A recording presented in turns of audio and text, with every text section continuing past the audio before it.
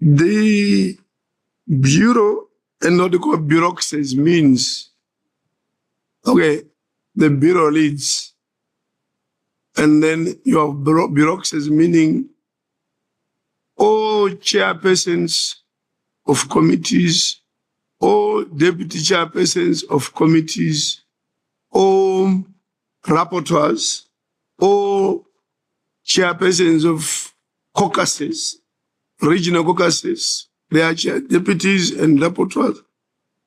Women caucus, the three in the bureau, youth caucus, the three in the bureau, are members of this bureaucracies. Does that satisfy you? Honorable Fagnon, does that satisfy you? Oui, Monsieur le Président. Ça peut aller. Thank you. Any contributions on resolution number 1? I don't see any.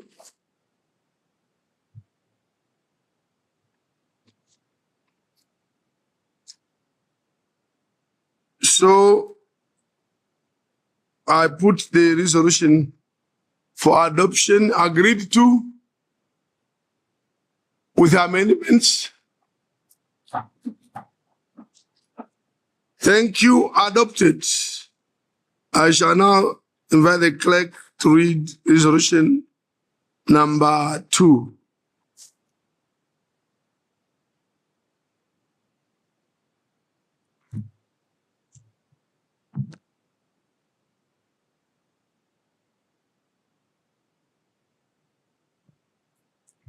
Honorable President, honorable members of the Bureau, and honorable members, resolution number 2 is the resolution on endorsement of the draft model law on the right to nationality and eradication of statelessness in Africa.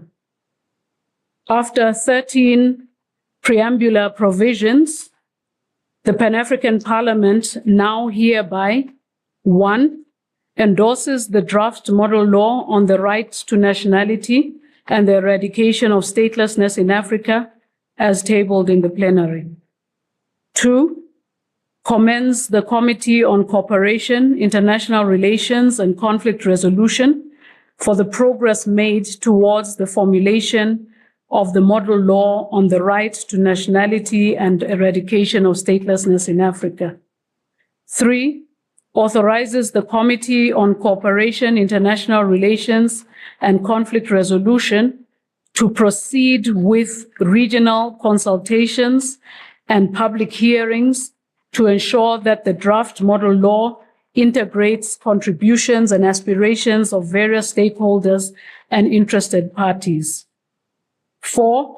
Mandates the Committee on Cooperation, International Relations and Conflict Resolution to continue carrying out advocacy, sensitization, and capacity building activities on the right to nationality and the eradication of statelessness in Africa. 5. Requests also members of the Pan-African Parliament to promote, where applicable, the ratification, domestication, and implementation of the African Charter on Human and People's Rights and its protocols, particularly the protocol to the African Charter on the right to a nationality and eradication of statelessness in Africa. 6. Resolves to join the Global Alliance to End Statelessness and requests the Committee on Cooperation, International Relations and Conflict Resolution to work with relevant stakeholders to amplify the voice of the Pan-African Parliament towards the eradication of statelessness in Africa. 7.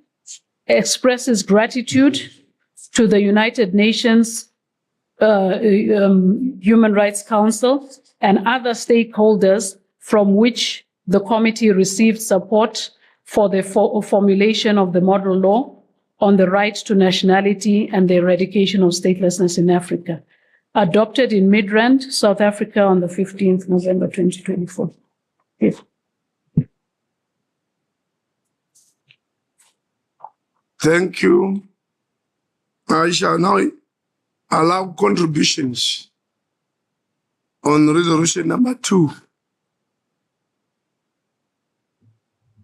Madame Mariam Honorable. Merci, Monsieur le Président. Monsieur le Président, 2 observations. Dans la version française, la 3e décision, c'est écrit « Autoriser le comité de la coopération » et j'aimerais que ce soit corrigé, c'est la commission permanente de la coopération. Monsieur le Président, la 4e décision m'interpelle et je me demande si c'est notre rôle, nous, parlementaires, de faire la sensibilisation sur le renforcement des capacités, etc. Je pense qu'on devrait préciser ici que la plénière mandate la commission permanente de la coopération à continuer à mener des activités de plaidoyer auprès des parlements nationaux et régionaux. Là, c'est dans notre domaine. Sinon, le dire d'une façon générale, c'est le domaine de la société civile et de l'exécutif. Merci, Monsieur le Président.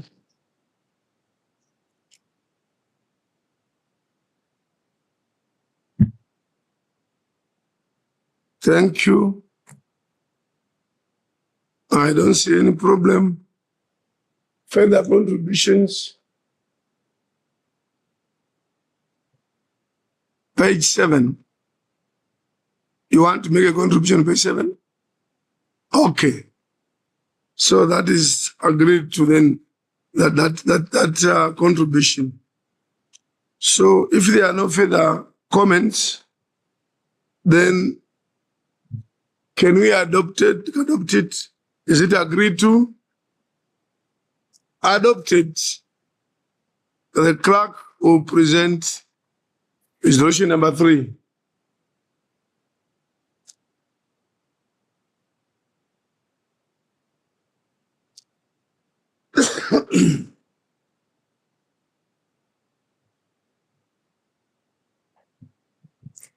Honorable President, the resolution number 3 is the resolution on endorsement of the draft model law on labor migration in Africa. After 11 preambular provisions, the Pan-African Parliament now hereby 1. Endorses the draft model law on labor migration in Africa as tabled in the plenary. 2. Commends the Committee on Cooperation, International Relations and Conflict resolution for the progress made towards the formulation of the model law on labor in Africa. 3. Authorizes the Committee on Cooperation, International Relations and Conflict resolution to proceed with regional consultations and public hearings to ensure that the draft model law integrates contributions and aspirations of various stakeholders and interested parties. 4. Mandates the Committee on Cooperation, International Relations and Conflict resolution to continue carrying out advocacy, sensitization, and capacity building activities on labor migration in Africa. 5. Requests also members of the Pan-African Parliament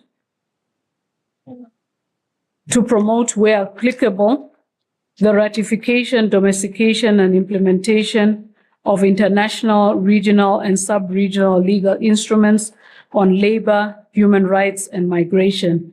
And 6. Expresses gratitude to the ILO and other technical partners from which the committee received support for the formulation of the model law on labor migration in Africa, adopted in Midrand, South Africa on the 15th November, 2024. Thank you.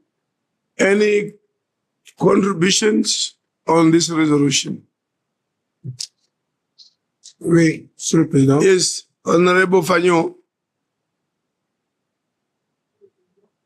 Chers collègues, j'ai 2 points de contributions à partager. À la page 11, la phrase au point 5 qui demande aux membres du Parlement de promouvoir lorsque cela est applicable, cette phrase-là est touffue. Je voudrais que ce soit scindé en deux. Monsieur le Président, quand on a examiné le projet de loi type et après exposé du rapport de l'atelier, on a remarqué qu'il y a un déficit de signature et de ratification de traités et protocoles à plusieurs égards. Tous les protocoles posent problème. Un de mes collègues a même mis le doigt sur le protocole, le traité concernant la CEA. Il y a aussi la charte concernant la jeunesse africaine. Monsieur le Président, si nous ne faisons pas une résolution, et c'est ce que je voudrais dire, il faut qu'une résolution soit clairement prise pour demander à ce que le Parlement mette en place une stratégie de faire accélérer la signature et la ratification des protocoles. Parce que en réalité, quelqu'un a même parlé de la Convention internationale. Donc après ça, l'autre point d'intervention, c'est que on a bien remercié l'OIT, mais nous avions mentionné qu'il est important que l'OIT formalise le partenariat avec nous pour la suite. Parce que la suite, c'est très important, c'est très vaste, en liaison avec les parlements nationaux, les partenaires sociaux, ainsi de suite. Ça nécessite une stratégie, ça nécessite des ressources financières. Alors, si on ne mentionne pas ça maintenant, ça peut échapper. Merci beaucoup, Monsieur le Président.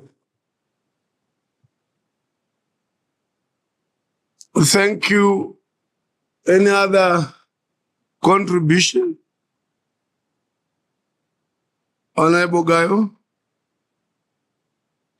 Thank you, Mr. President, for giving the floor. In this resolution, mostly we are talking about the labor issue, but we didn't include Committee on Labor and Health. So I think it seems to me we already ignored the Committee on Labor and Social Affairs. Maybe somehow we can incorporate the Committee on Labor. It will be appropriate, Your Excellency. So they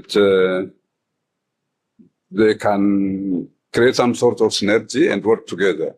Otherwise, International Labour Organization directly or indirectly connected with the Committee on Labor. But we didn't mention here. I don't know really how it went. Maybe it would be appropriate to include the Committee on Labor. I thank you. Thank you. As that is noted, any other contributions? I'm seeing none. Can we adopt then?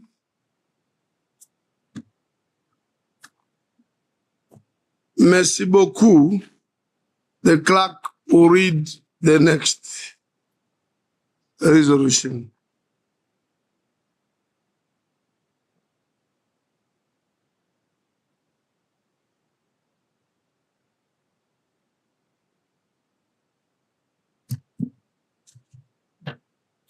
Honorable President, Resolution 4 is the resolution on the legal and policy framework paper for the draft model law on implementation of decisions of African human rights bodies.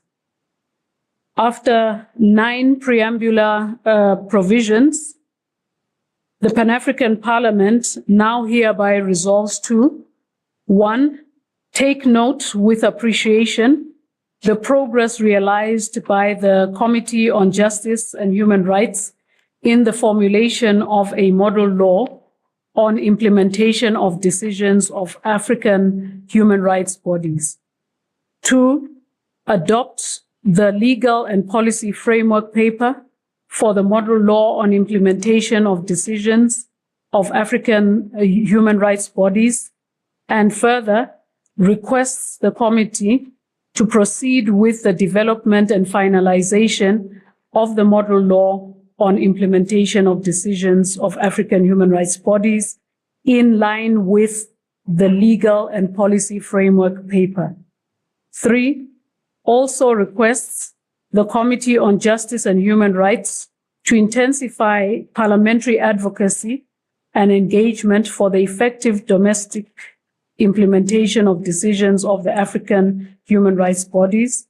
4, mandates the Committee on Justice and Human Rights to increase collaboration and engagement with African human rights bodies, regional and national parliamentary bodies, national human rights institutions, as well as civil society actors in the process of formulation of the model law on implementation of decisions of African human rights bodies. 5, welcomes the technical support from the Center for Human Rights of the University of Pretoria and the Human Rights Implementation Center of the University of Bristol in the formulation of the model law on implementation of decisions of African human rights bodies. And 6, commends the Committee on Justice and Human Rights for the milestone achieved in the formulation of the model law on implementation of decisions of African human rights bodies adopted in Midrand, South Africa. Thank you, Madam Clerk. Any contributions on this one? I'm checking all over. I don't see. Adopted. Okay. Any interest? Oh, Honorable Patrick. Okay, just one mistake on the date. Oh, sorry, Jean-Marie. Honorable Jean-Marie. Ok. C'est juste une erreur. Adopté à Midrand, ils ont écrit le 5 juillet. They have to put November, 15 November. Madame Clark? You get me. Are you saying adopted on 15 July? But I'm saying, when is this being adopted? Okay. What should be the date? Though it was mistake in the French version. They said that adopted 5 July. Yeah. Even in English. It was only mistake on the date. So, can the clerk tell us the correction? The correction will be in the last line of the resolution, which will now read, adopted at Midrand, South Africa on the 15th November 2024. Correct. So the clerk can proceed to present the next resolution.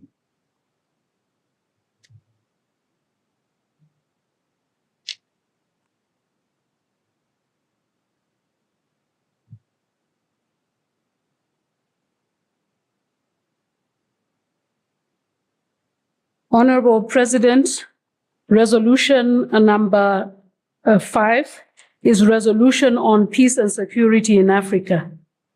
After 7 preambular provisions, the Pan-African Parliament now hereby resolves to 1, enhance coordination and collaboration with other African Union organs and institutions, as well as national and regional parliaments, to promote good governance, democracy, human rights, and peace and security in Africa.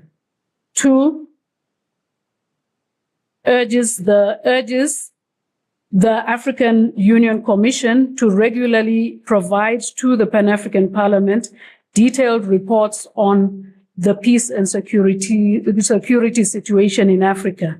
3, advocate for implementation of the youth and women empowerment strategies to ensure their participation in the affairs of government. 4, engage with national human rights institutions to establish their areas of need, as well as how to strengthen them to effectively perform their mandates with respect to promoting peace and security in the member states. 5, promote sharing of information, best practices, and lessons learned amongst the African Union bodies involved in election observation, such as the Peace and Security Council, to strengthen the overall effectiveness of the missions. 6, actively involve the AU Peace and Security Council in all activities related to the election observation process, to promote a more comprehensive and coordinated approach to promoting and protecting human rights, good governance, democracy, and peace and security. And 7, enhance collaboration with national election management bodies and civil society organizations to gain a deeper understanding of the local context and concerns of the African people.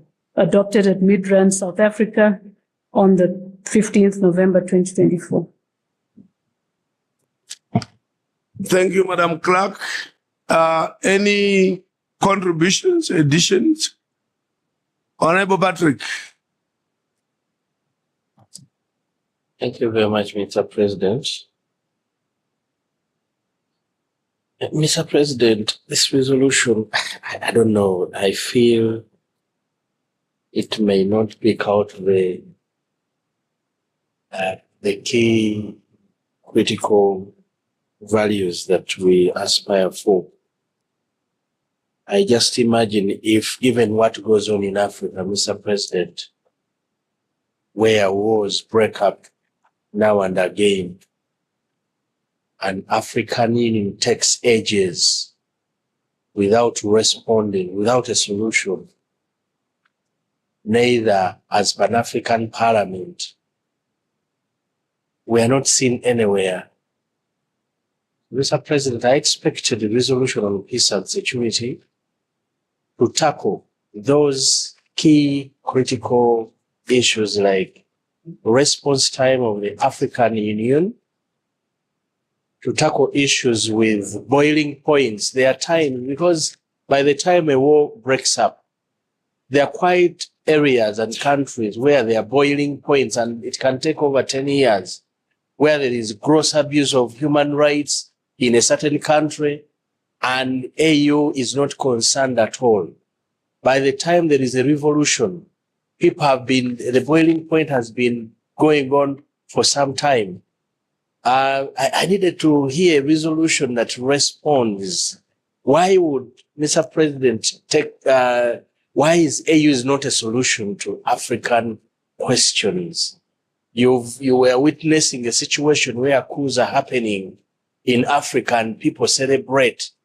Why are we not providing AU, this institution of ours, failing to provide a solution? And if you see one of the critical reasons why it was established, it was mainly in this area of peace and security. What has been happening during elections, what goes on during elections, Mr. President, governments and individuals go on to abuse the fundamental principles of peace and security. And the AU says nothing, not even a communication, not even nothing. And for me, our resolutions as African Parliament, the Pan-African Parliament, should come in to ensure that AU does the right thing prior to conflicts, prior to wars, and even during wars, so that this Parliament urges the African Union to come up with quick responses and solutions, so that at least AU is known, Mr. President, as a solution to matters of peace, matters of human rights abuse. Thank you very much. Do you want to make any proposal or addition to the resolutions in view of what you have seen? Or we may do it later. You can write something if you want to add, and then later on you can Mr. President, I can craft up something. Thank you. Yeah. But I also want to, you can take a seat. I also want to reinforce your point of a coup and people celebrate. I think that dynamic on the continent, we need as Pan-African Parliament to interrogate it further. What does it show?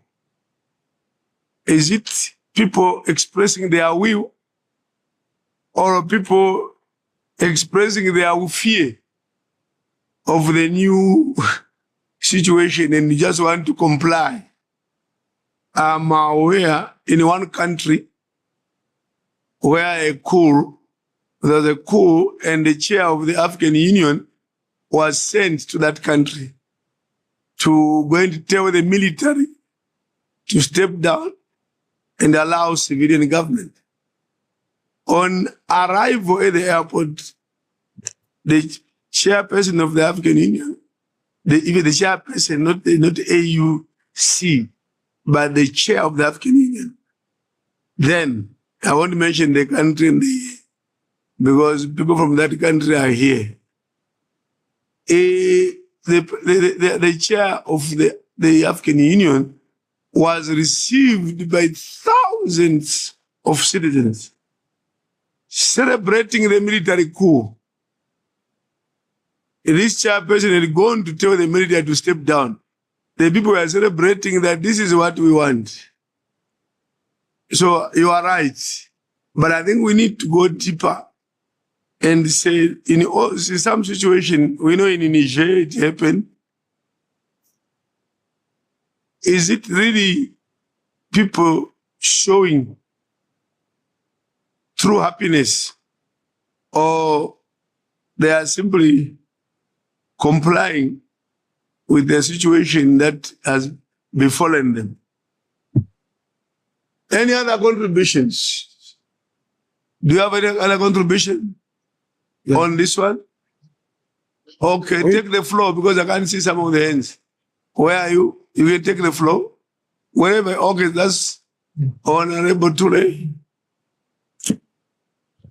Thank you very much, Honorable President. Where I want to come in is 6,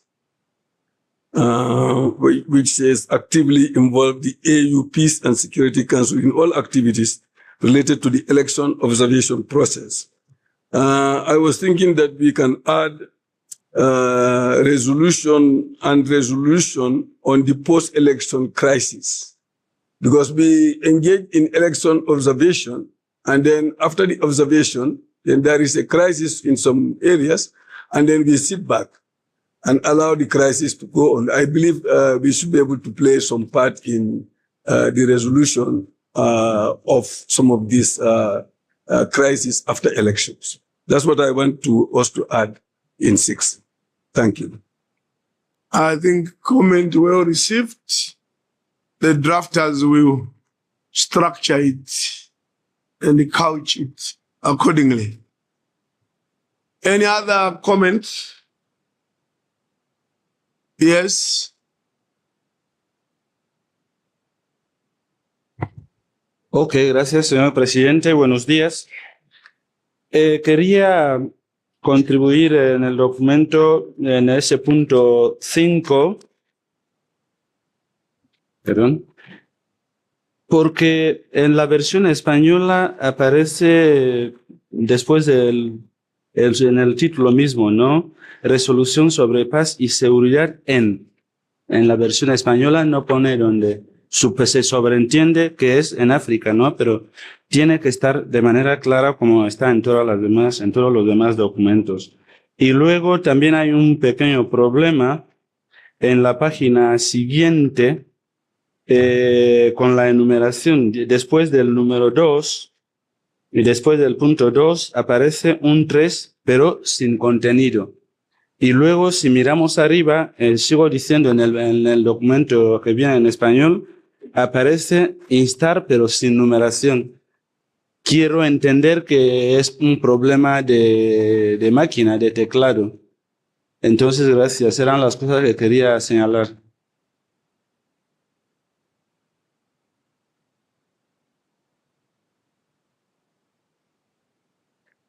Thank you, Secretary. Take note of the need for corrections in the Spanish document.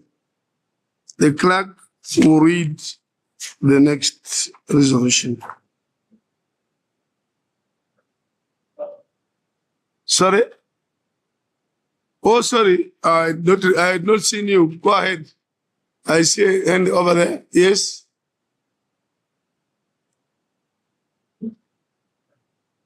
Merci, Monsieur le Président. Moi, je ne serai pas très long, je ne vais pas occuper trop votre temps. J'ai des petits rajouts dans le texte. Dans le paragraphe numéro 5, la première page, je lis exprimant des préoccupations concernant les menaces à la paix et à la stabilité imputables aux flambées, aux conflits violents, au terrorisme, aux transitions politiques complexes, aux coups d'État et contre-coups d'État. Après ça, je veux ajouter aux agressions illégales. J'ajoute aux agressions illégales. Et ça continue, ainsi qu'aux insurrections violentes dans les 5 régions du continent africain. Dans la deuxième page, dans le point numéro 2, exhorter la Commission de l'Union africaine à fournir régulièrement au pape des rapports détaillés sur la situation de la paix et de la sécurité. Alors là, je veux, au lieu de en Afrique, je veux ajouter qui couvre ou englobe les 5 régions de l'Afrique. Je vous remercie.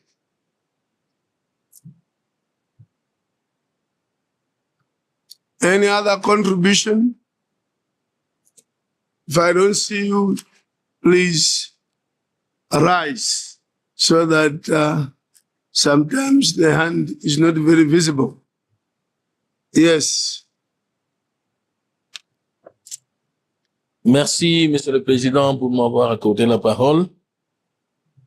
J'interviens pour renforcer ce que le collègue de l'Ouganda a dit sur le point 1, qui dit la coordination et la collaboration avec les organes et institutions de l'Union africaine, ainsi qu'avec les parlements nationaux et régionaux, pour promouvoir la bonne gouvernance, la démocratie, les droits de l'homme, ainsi que la paix et la sécurité en Afrique. Oui, Monsieur le Président, nous savons que beaucoup de conflits en Afrique, si nous voulons promouvoir la paix et la sécurité, beaucoup de conflits, ce sont des pays africains qui agressent parfois d'autres pays. Les guerres d'agression. Et donc, s'il n'y a pas une résolution qui contraint les pays africains à agresser d'autres, nous n'aurons pas résolu ce problème. Donc, je renforce ce qu'il a dit. Nous devons ajouter à cette résolution, par exemple, qu'aucun pays, à la fin, aucun pays africain ne peut agresser l'autre ou servir de base arrière pour déstabiliser l'autre, si nous voulons promouvoir la paix et la sécurité en Afrique. Voilà ce que je voulais ajouter à ce que le collègue a dit.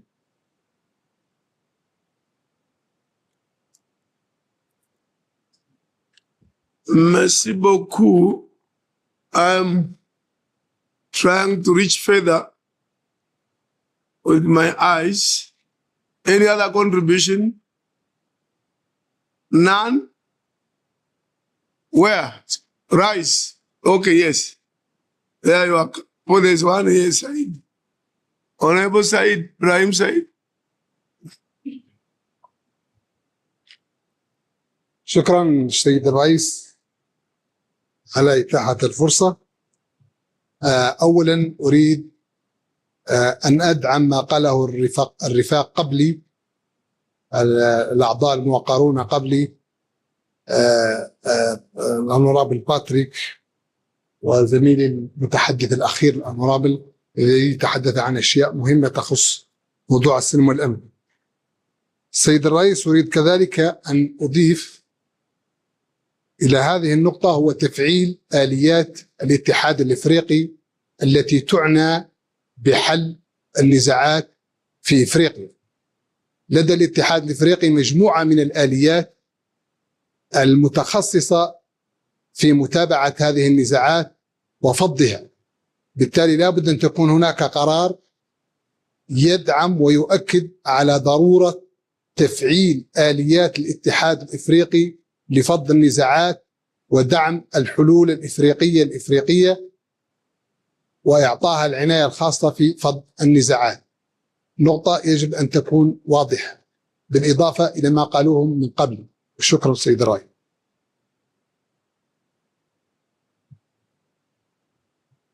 Any other contribution?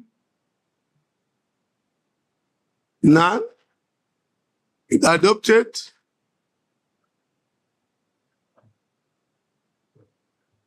I see. Yes, no problem. We want to adopt. Yes. Can you go back to Honorable? Then we come to Honorable Patrick. Yes. Monsieur le Président, merci pour la parole. Vous n'avez rien dit. On adopte quoi? Avec les amendements proposés ou tel que ça y est? Parce que nous avons proposé les amendements. Yes, yes, thank you. Agreed. Honorable Patrick. Mr. President, just to be more clear on what I was pushing for, is that in addition to two, we can urge African Union Commission and sister agencies to ensure that the Charter on Human Rights, on Human and People's Rights, and the Charter on Democracy, Elections and Governance, as agreed on by AU, are ratified by all countries, ratified and domesticated the respective countries. Because, Mr. President, all that we're looking to achieve under human rights and democracy are included in those two charters. Thank you. Thank you. I think we can now adopted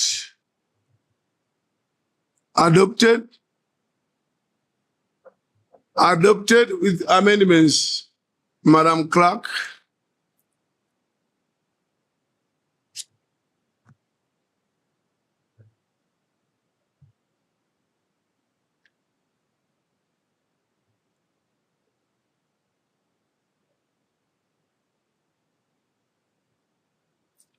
Honorable President, Resolution 6 and the last resolution for this session is a resolution on the participation of the Pan-African Parliament in the United Nations Summit for the Future. After a number of preambular provisions, the Pan-African Parliament now hereby resolves to 1, ensure that the preparations for the upcoming United Nations summits are initiated in good time to guarantee effective participation and strategic engagement to position Africa's interests at the forefront of global discussions. 2, also ensure that the Pan-African Parliament defines its priorities, aligns them with the summit themes, and develops strategies to effectively advocate for the continent's specific issues and ensure that African voices and challenges are addressed in the global framework. 3, collaborate with the African Union member states and regional organizations such as ECOWAS, SADC, and others to create a unified African stance on critical issues affecting the African continent. 4, leverage side events hosted during the summit as a strategic platform for focused discussions on key issues to highlight African-driven solutions to global challenges, build alliances, and possibly influence summit outcomes. 5, undertake effective media and public diplomacy to ensure Africa's contributions to the summit are recognized globally and to amplify the outcomes of side events during the summit through diverse media platforms, thereby raising awareness of Africa's pivotal role in shaping global policies. 6, work closely with the African Union Commission to ensure that the commitments made in the Pact of the Future are aligned with Agenda 2063, the African Union Strategic Framework for Inclusive Growth and Sustainable Development, and to this end, advocate for national policies that reflect both the goals of the United Nations agreements and Africa's own development priorities, including security, economic reform, and digital transformation. 7, push for the harmonization of national policies across African Union member states to reflect the United Nations agreements, especially those related to digital governance, climate action, and youth empowerment, including through proposing model laws and best practices on digital infrastructure, artificial intelligence, regulation, and sustainable development. 8, create monitoring mechanisms to track the implementation of commitments at national and continental levels, including the Platform of Speakers Conference, which in addition should encourage reporting by African Union member states on their progress towards implementing the Pact for the Future, such as reforms in governance, peace and security, and sustainable development. 9, promote the engagement of diverse stakeholders by fostering partnerships between governments, civil society, and private sector to support the implementation of digital and climate goals. For example, working with tech companies and startups to implement the Global Digital Compact. We'll read in as a means to accelerate the creation of inclusive digital economies across Africa. 10, in line with the Declaration on the Future Generations, prioritize platforms for youth participation in policy making by strengthening existing platforms and establishing formal mechanisms for youth consultations, ensuring young Africans are part of decision-making processes at the highest levels.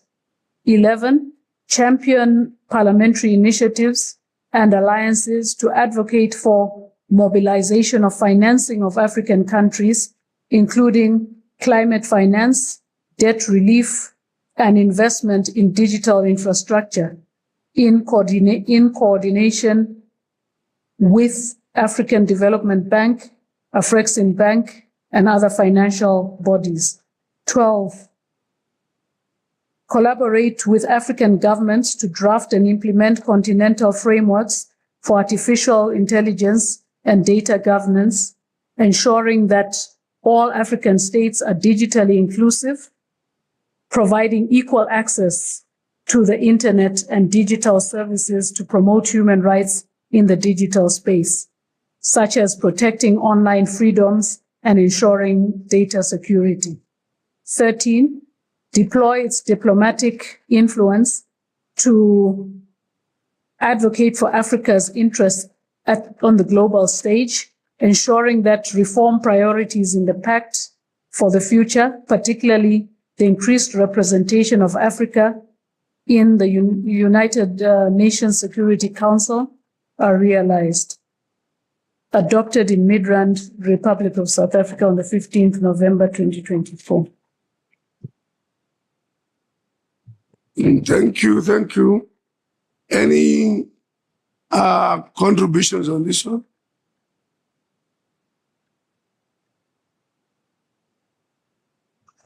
Point of order, Mr. President.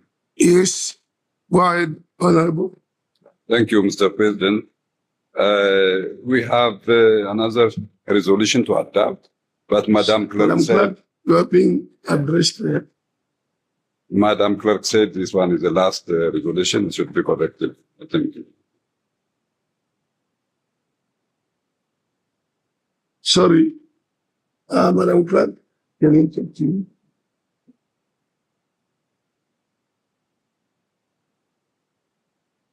Did you hear what he said?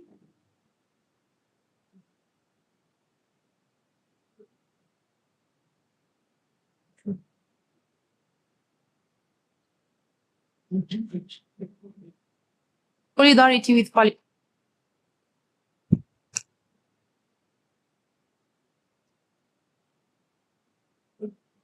No, this one. This one.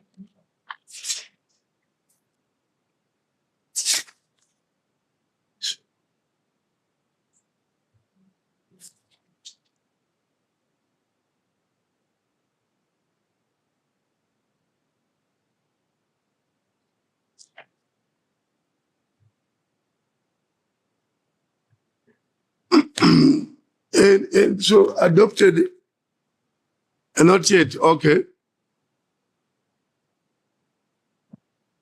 Thank you very much, Mr. President. Mr. President, during the debate on this particular one, I raised the issue on habitat, that there is a United Nations or World Forum for Habitat, and habitat is very important for our people. So, however, we can include the issue of habitat. When habitat forums are taking place, we should be participating. AU should be part of the habitat. But as I understand, the last forum that was taking place, PAP did not participate in the forum in UAE, and AU also, I did not see any activity there. So if we can include that, useful. Thank you. Any other contribution? Where? Sorry, proceed, Honorable Idriss. Merci, Monsieur le Président. Permettez-moi de revenir un peu en arrière. J'ai juste des observations. Je n'ai pas de choses à ajouter. Juste à la page 3, il faut que les écritures soient un peu conformes. On a commencé à écrire les premiers mots commençant par la phrase en gras. À la page 3, reconnaissant doit être en gras. Et puis à la même page, entendu que doit être en minuscule. Au lieu qu'entendu que tantôt c'est minuscule et majuscule. À la page 4, il y a après examen aussi doit être en majuscule. À la page 5, établir au point numéro 10 doit être en gras aussi. À la page 10, rappelant. À la page 10, rappelant doit être aussi en gras. Et à la même page, premier point, approuvé aussi, ça doit être en majuscule, en gras. À la page 13, réaffirmant, ça doit être en gras. Et il y a un point qui manque au point 3, demandant également à la commission, il y a un point qui manque à côté de l'eau, jusqu'à la fin, défense des droits de l'homme. Il y a un point qui manque, c'est ajouté Et il y a aussi un point virgule qui manque au début de la phrase, toujours à la page 13. On dit des libertés qui confèrent la charte africaine de protocoles et d'autres instruments pertinents en matière de droits de l'homme. Il y a un point virgule qui manque aussi. À la page 14, à la page 14, si on a commencé à terminer les points par point virgule, il faut que tout soit conforme. Au point 5, c'est félicite. Ce point au lieu de point virgule. Au point 6 aussi, féliciter la commission permanente des affaires juridiques, c'est aussi point au lieu de point virgule.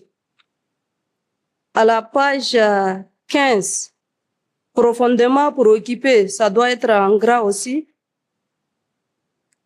Page 15. Page 18.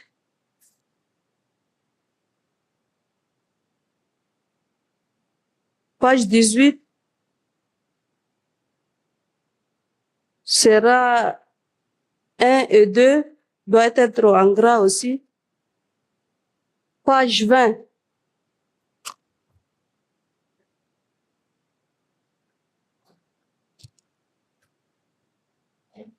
Page 20, je sais pas.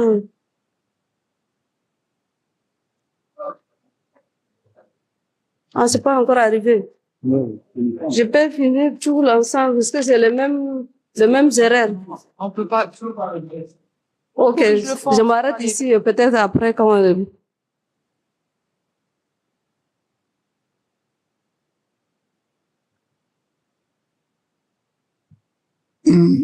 Thank you.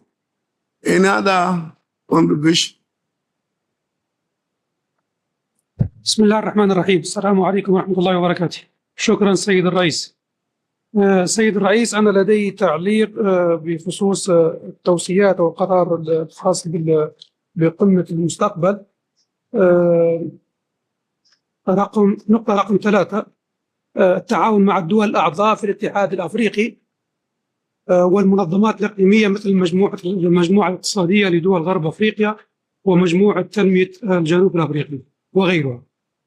كلمة غيرها، نحن نعرف أن القارة الأفريقية هناك مؤسسات ومنظمات عدة، مثلا منظمة ومجموعة تنمية شرق أفريقيا، دول سين صاد، الساحل والصحراء. كلمة غيرها هنا تضاعف باقي المنظمات وتعطي وزن كبير لمنظمتين فقط. فأرجو أن تضاف كل المنظمات التابعة للاتحاد الأفريقي أو تعدل هذه النقطة وتصبح دول الأعضاء في الاتحاد الأفريقي والمنظمات الإقليمية فقط.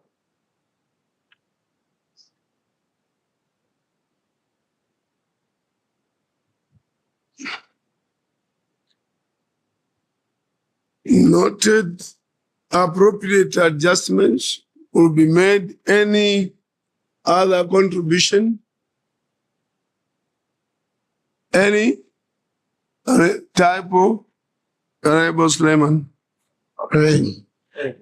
Thank you, Honorable President.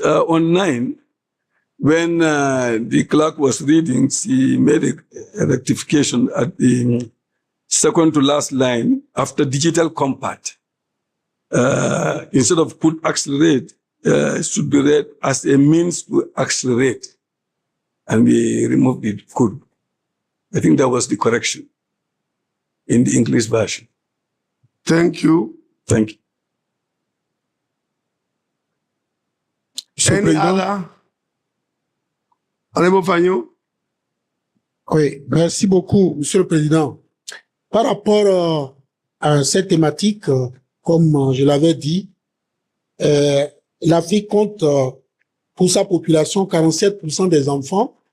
Je ne vois pas un point, et je propose qu'il y ait un point qui vise les enfants et les femmes. Au point 7 de la page 18, on a parlé de l'autonomisation des jeunes. Je considère qu'il y a les filles, mais je voudrais proposer qu'il y ait un autre point dans le même style, mais pas par rapport à la gouvernance numérique pour les viser et surtout assurer la protection de leurs droits, en fait, la sécurité humaine par rapport aux femmes, par rapport aux enfants, parce que c'est un point de vulnérabilité. Merci beaucoup, Monsieur le Président. Thank you. Any other request to take the floor? None. Adopted. Yeah, with amendments. I will now call upon the clerk to read the next order or the next resolution.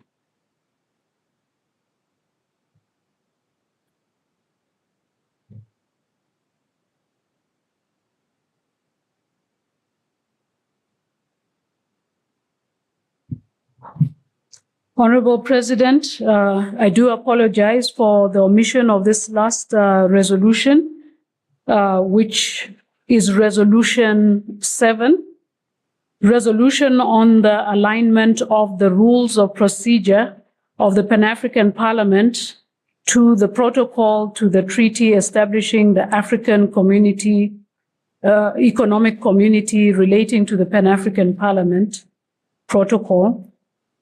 Following violations outlined in the legal opinion by the Office of, and I insert, African Union Commission Legal Counsel, and the directive of the Executive Council.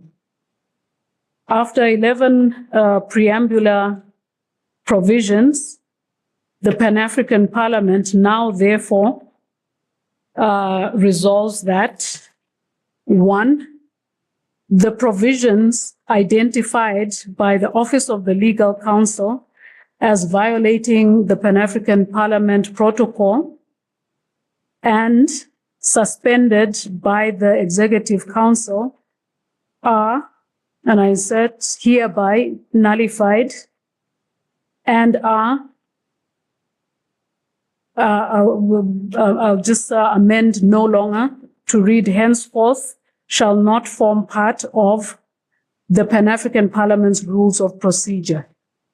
2, Rule 1 and Rule 8.1 relating to the definition of, quote, ceases to be a member, close quote, deemed to violate Article 5.4G of the PAP Protocol is hereby deleted and aligned to the text of Article 5.4G of the Protocol. 3, Rule 8.1F relating to the provision on, open quote, recall, close quote, deemed to violate Article 5.4F and Article 5.4E of the PAP Protocol is hereby deleted and replaced with the text of Article 5.4 of the Protocol. 4, Rule 1 relating to the definition of, open quote, returning member, close quote, deemed to violate Article 13 of the Pan-African Parliament Protocol is hereby deleted. 5, Rule 9.3 relating to, open quote, oath of office, close quote, for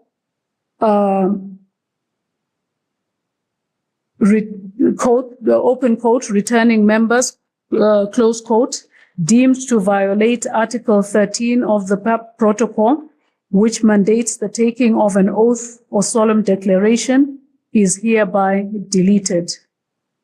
6, Rule 16.14 relating to, open quote, term of office and rotation of the Bureau, close quote, deemed to violate Article 2.3 of the PAP Protocol, is hereby deleted and replaced verbatim with the text of Article 12.3 of the Protocol, which states that, open quote, the terms of office of the President and the Vice President shall run with the National Parliament or deliberative organ which elects or designates them, close quote.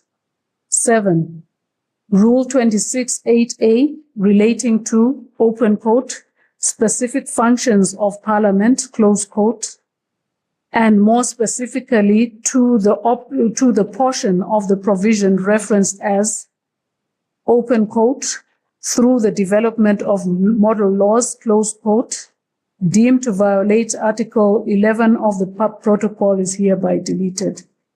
8. The clerk to ensure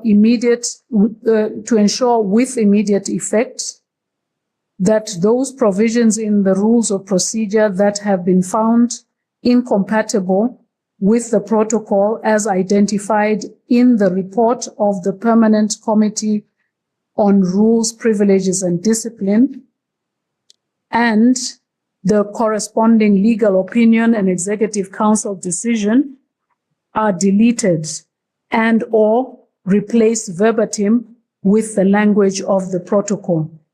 9, the clerk to produce a clean copy of the rules of procedure of the Pan-African Parliament, confirming strict compliance to the aforesaid Executive Council decision, adopted in Midrand, South Africa, on the 15th November 2024. Thank you. Any contributions? Honorable Suleiman.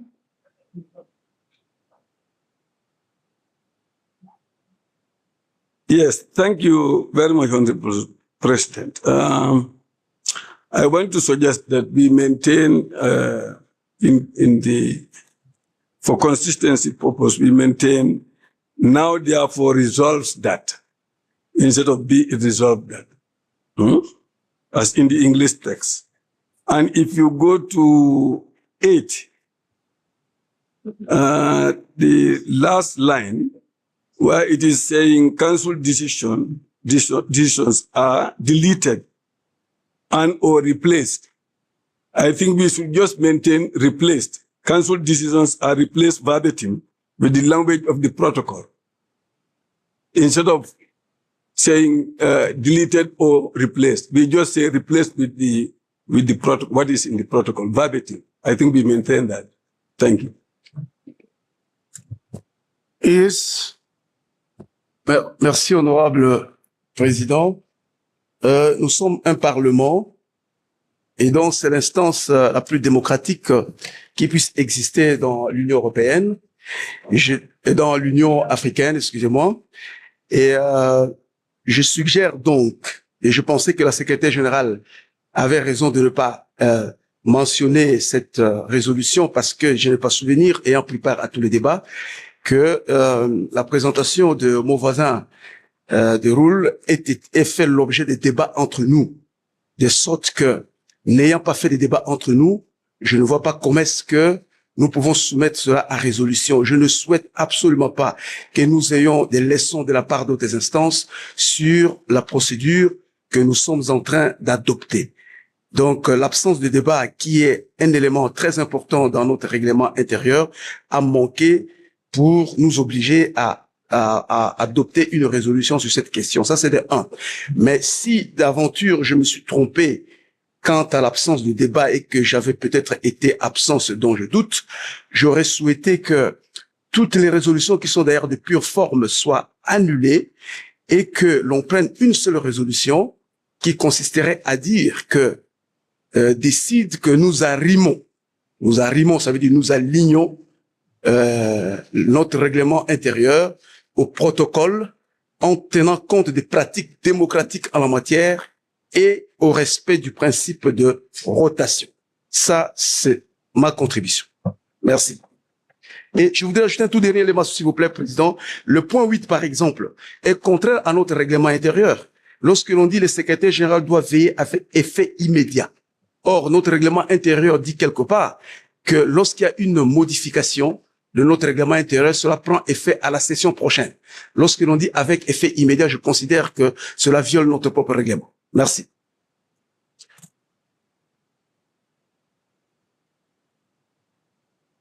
Monsieur le Président. Any other contribution? Is there any? Sorry. Honorable Mariam.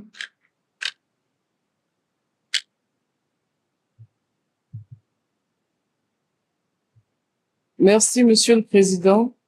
Monsieur le Président, je voudrais revenir sur le point 6 à la page 22 et en fait poser une question de compréhension.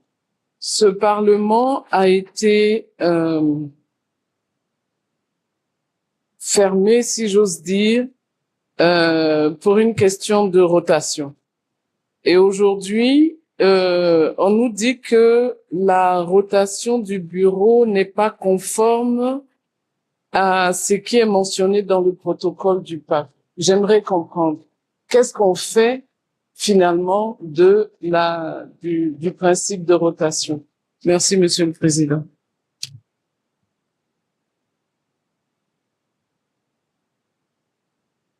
Thank you, Honorable President. Just a comment from me, Honorable President, regarding this resolution. Personally speaking, President, I think it would be the first time for me to be part of a resolution that I don't understand. Because when the chairperson for the Committee on Rules read his report here, we were not allowed to debate the report. And because this is legal jargon, and there needs to be clarification on what this means.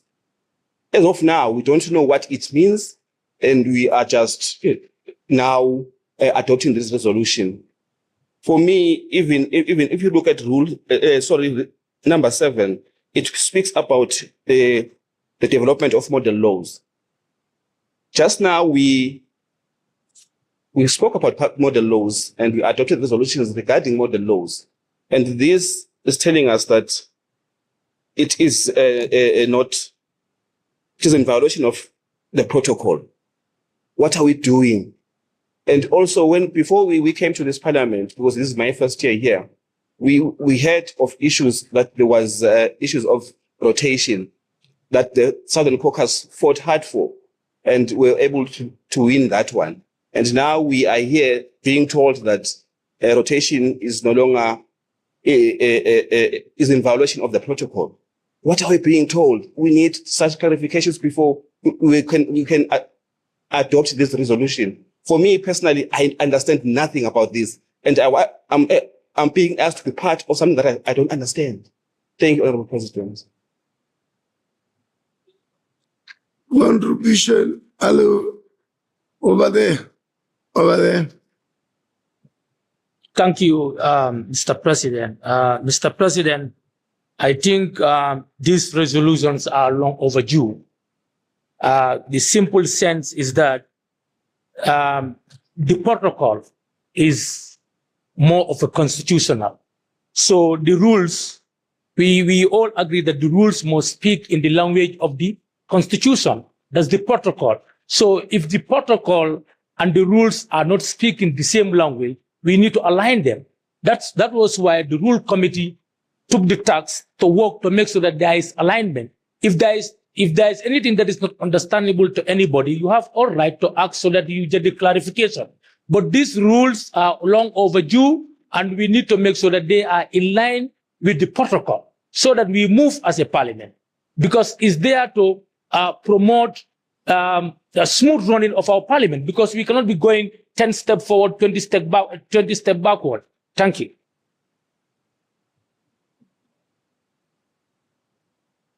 Honorable Fagnon. Merci beaucoup, Monsieur le Président. Chers collègues, je peux comprendre quelques réactions, mais je voudrais vous remémorer que dans nos parlements, lorsque nous parlons de règlement intérieur, à droite, on regarde toujours par rapport à nos constitutions. Dans le Parlement panafricain, c'est exactement la même chose. Le règlement intérieur est vu par rapport au protocole que nous ne pouvons pas modifier. Nous ne pouvons pas modifier. À partir du moment où, Monsieur le Président et chers collègues, il y a une consultation juridique qui parle de l'alignement, je voudrais attirer l'attention et demander que nous puissions considérer de façon générale dans les principes que nos débats ne pourront rien modifier sauf à aller toucher au protocole. C'est clair, puisqu'il s'agit d'aliments. Et il y a eu consultation, on a dit que c'est suite aux violations exposées dans l'avis juridique du bureau, du conseiller juridique et de la directive du conseil exécutif de l'Union africaine. C'est pour ça que je voudrais demander, à partir du moment où ce projet de la question d'aliments a été exposé ici, nous avons été destinataires des documents avant, sur la base du principe que nous ne pouvons pas avoir à modifier le protocole et que c'est des avis juridiques et qu'il s'agit d'un aliment que nous puissions vraiment soutenir et aller jusqu'au bout pour assurer cet aliment conformément aux dispositions du protocole du traité. Merci beaucoup. One check beside. Nobody?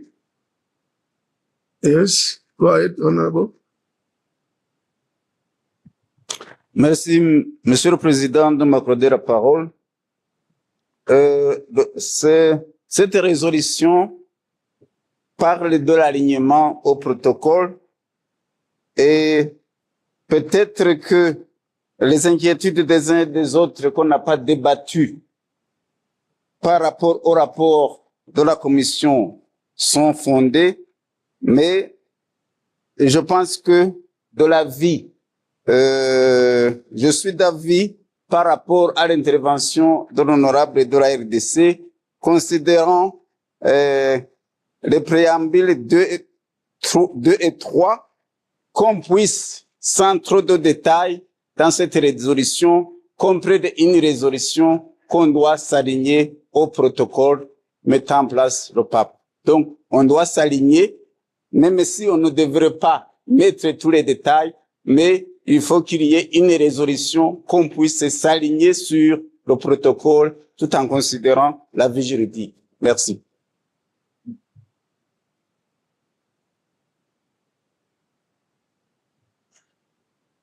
Yes. Thank you very much, Mr. President.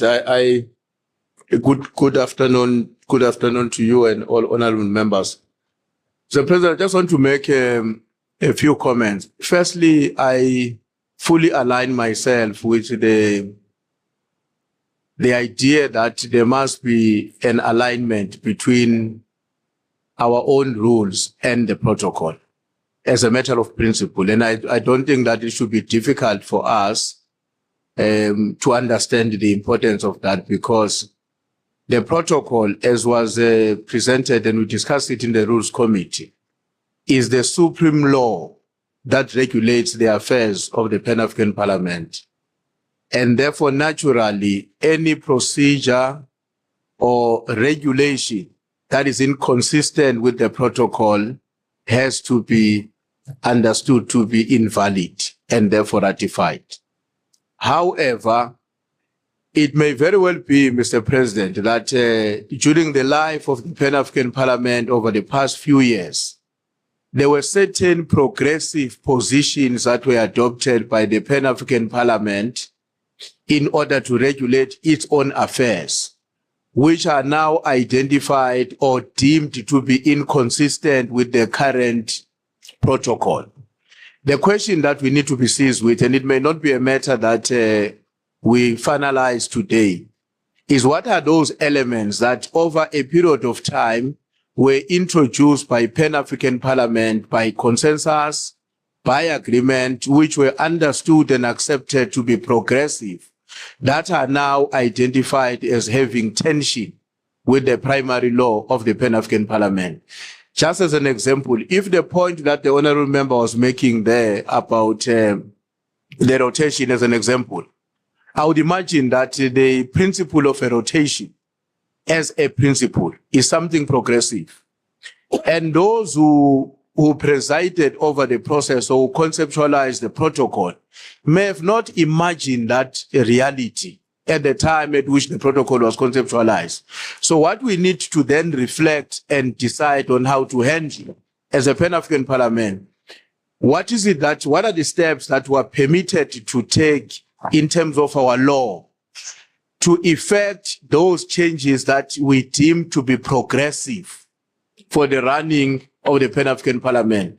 But that doesn't mean that we should stand up or we should agree here to violate the protocol. The question must be, what are we going to do to influence the decision-making above us, which may include probably an amendment to the protocol itself at an appropriate platform, so that it takes into account and accommodates the realities that we now have understand over the period of time of the existence of the Pan-African Parliament. I think that is the approach that we should be taking. We should isolate those issues and take a position that these are some of the issues that we believe are progressive, but are said to be inconsistent with the protocol. What are we going to do to ensure that the protocol itself is aligned to take those factors into consideration? Because I think we all understand the protocol can't be a statue that cannot move.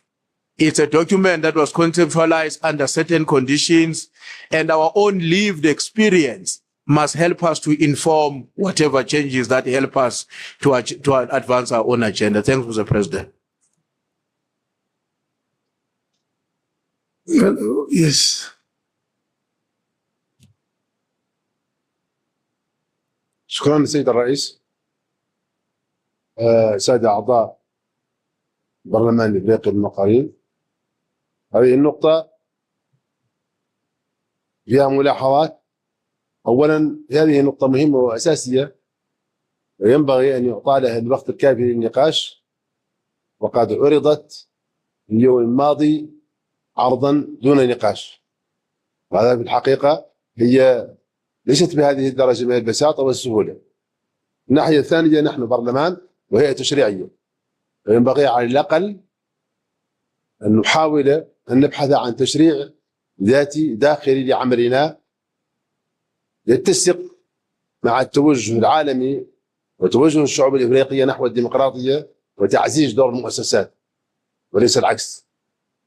حينما نطالب الآن بمواءبة النظام داخلي لدينا يكرس مبدأ وجوهر أساسي في الديمقراطية ومبدأ التناوب، ويكرس أيضا مبدأ التدوير لنوائمه مع مبدأ آخر لدى الاتحاد الإفريقي. كان أولى بنا أن نطالب الاتحاد أن يوائم نصوصه لتكون ديمقراطية وعادلة وتخضع لآليات العصر، بدل أن نخضع نحن أنفسنا لمعاييرهم هم التي في أحسن حالاتها معايير تجاوزها الزمن.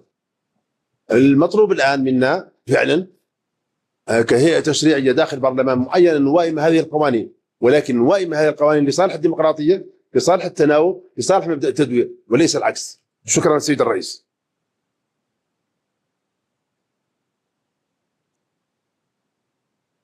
I'm checking here. I'm checking here. I'm checking here.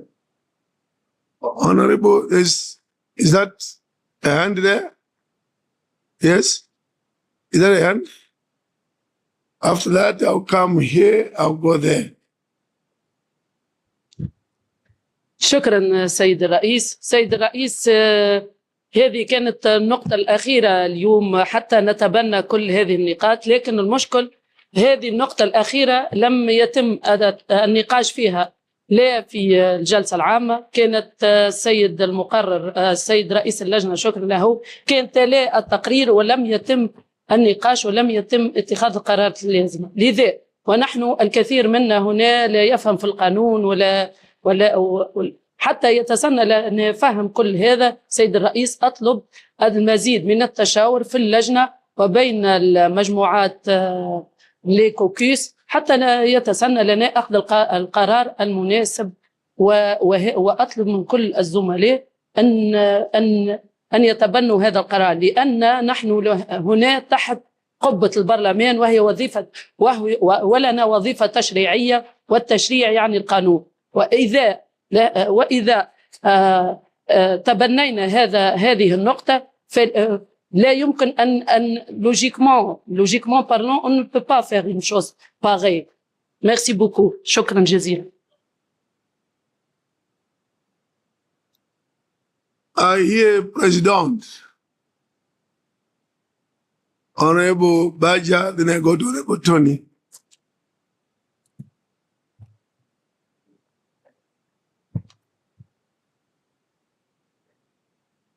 شكرا سيد الرئيس على الكلمة. حقيقة سجلنا في نقاش بشأن المصادقة على النظام الداخلي مع البروتوكول، لكن تم عرض التقرير دون فتح النقاش. هذا صحيح انتهاك لحرمة الديمقراطية داخل البرلمان، وبما أن البرلمان هيئة استشارية فأردنا منك سيد الرئيس أن نتشاور بخصوص هذا ونتعمق أيضا بشأن مراجعة هذا القانون. إذا أطلب منك سيد الرئيس أن نتشاور أكثر ويتم التوضيح لنا أكثر، خاصة إذا كان البروتوكول لا يمس مبدأ التناوب ومبدأ التدوير. شكرا لك سيد الرئيس. Honorable Tony. Thank you, Mr. President, for giving me the floor. President, I stand to make my voice in support of this recommendation forthwith. Mr. President, the reasons why I want to support these recommendations, Mr. President, is because I don't want to be part of a process that is seen to be in defiance and violating the protocol. Even in my country, I will never stand to defend anything that violates my constitution. Mr. President, this instrument, these recommendations are just a true reflection of what was submitted by the chairperson of the Rules Committee. The report of the Rules Committee, Mr. President, was distributed to all of us even before he made the presentation. We still have the report even now. So those who have not aligned themselves with the report, that could not be a blame to the process of the progress of this recommendation. Mr. President, I come from the Kingdom of Eswatini. The protocol was signed by my head of state. I will not do anything that will promote the violation of anything that my head of state signed. So we were advised that we need to align our rules of procedure to the protocol. There's no two ways about it. And these recommendations that are here are just an exact extract of what was contained in the report of the Rules Committee for information purposes. Thank you, Mr. President.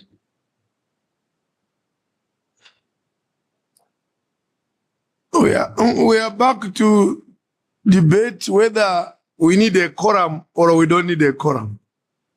It's almost the same debate. That other day we spent the whole day debating whether a quorum is part of the protocol of the rules. Now, did anyone want to take the floor? No, you don't take the floor twice, unfortunately. Hello, okay, I see two people. I see Honorable Sharif. Yes, thank you, Mr. President. You know, I came a little bit late, but I just understood from the discussions that there's some confusion about the rotation. As far as I understand, rotation is, like we said, it's a 3-year period. It ends, and then comes the other caucus that should take the place in rotation. But what I understand today is that we're talking something that is going to remain till 2028 or something like that. I don't think this is within the spirit of what we agreed upon. That's the point I want to raise. Thank you.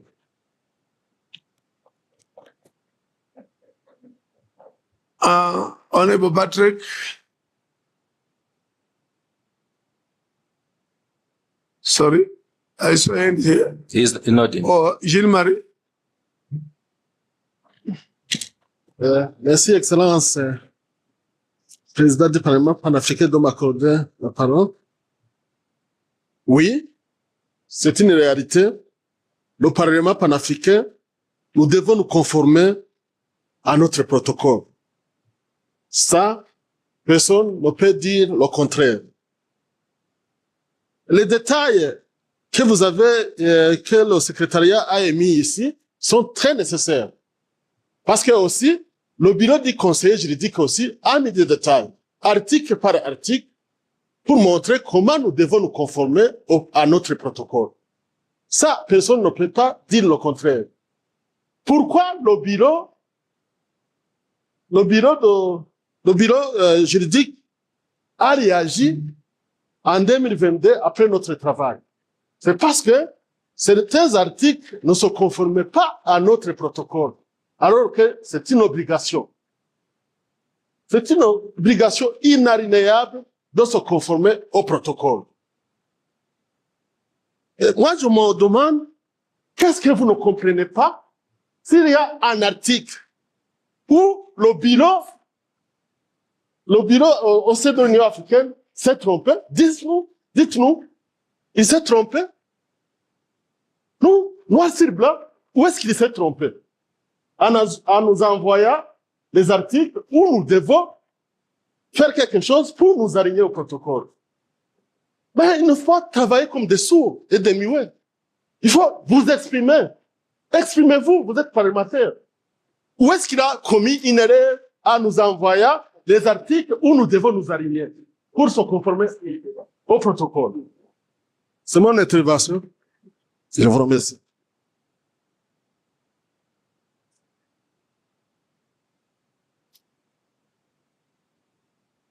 I see two ends that side. And where? Okay, yes. And let me start from there. I go there. I go there. I go there. I go there.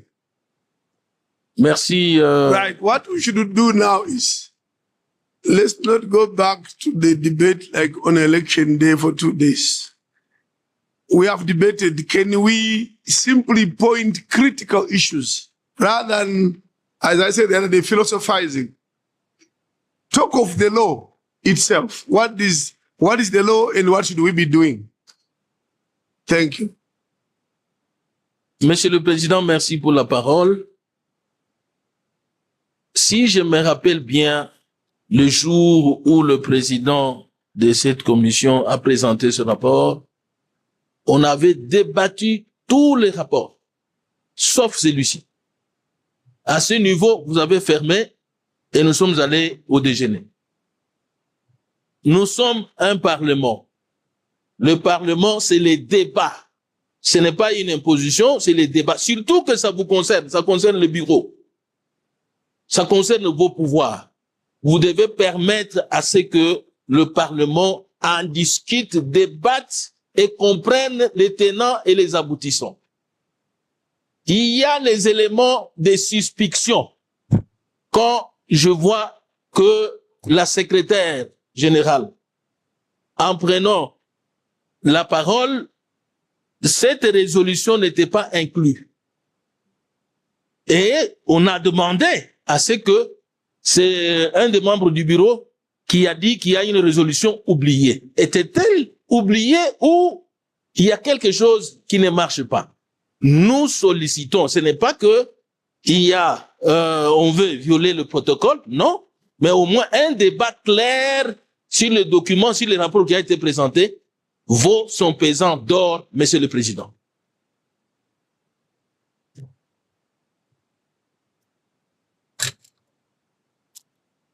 And we are debating. And that's what we are doing now. We are debating. There's no other debate different from the debate that is taking place. Is that the Honorable Suleiman? No, sorry. Thank you very much, Honorable President. Honorable President, the way I see it is that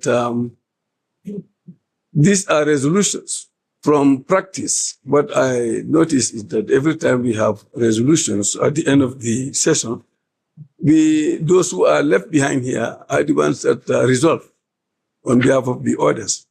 So the way I see this one in particular is that we all have constitutions at home.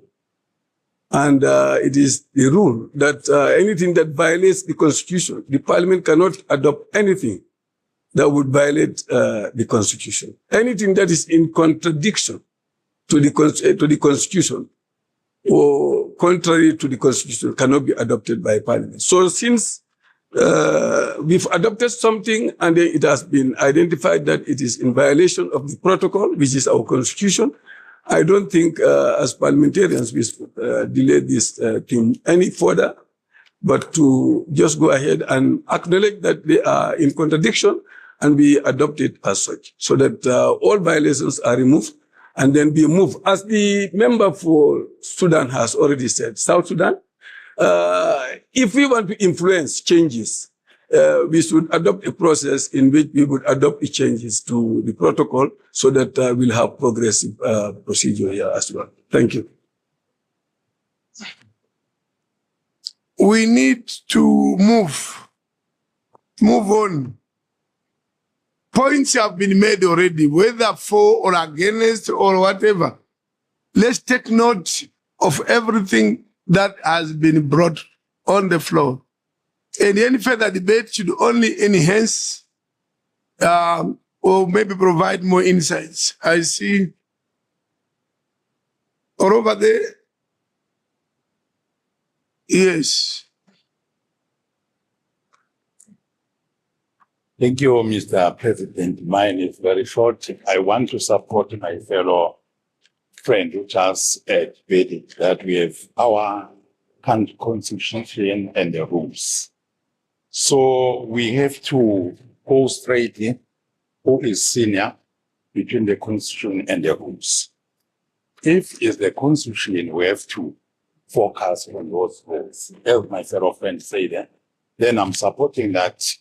Let's do those two elements other than debating all the angles. If the constitution is senior, let's focus on what the constitution says. Thank you so much, President. Honorable Dr. Bettin. Merci beaucoup, Monsieur le Président. Monsieur le Président, je pense que l'essentiel a été déjà dit. Parce que c'est vrai, nous avions eu le rapport, mais le rapport est pratiquement reporté dans la résolution que nous avons. Donc, le débat que nous sommes en train de mener, je pense que c'est en même temps le débat. C'est-à-dire que dans le rapport, il est bien aligné les incohérences avec le protocole qui est notre constitution. Si éventuellement, ce qui est noté directement dans la résolution n'est pas conforme à ce qui est dans le protocole, a priori, je pense que les collègues ici peuvent les relever et nous pouvons en débattre. Mais comme le principe de l'alignement est acquis, je suis d'accord avec le premier intervenant. C'est vrai, il a souligné, c'est lui qui avait souligné qu'il n'y avait pas eu débat le premier jour. Mais je pense que nous sommes en train de débattre, mais la conclusion, qu'il y ait débat ou pas, c'est d'aligner notre règlement intérieur au protocole qui a permis la création du Parlement panafricain. Donc, à partir du moment où nous ne pouvons pas aller en dehors du protocole, je pense que il faut aller à l'adoption du document.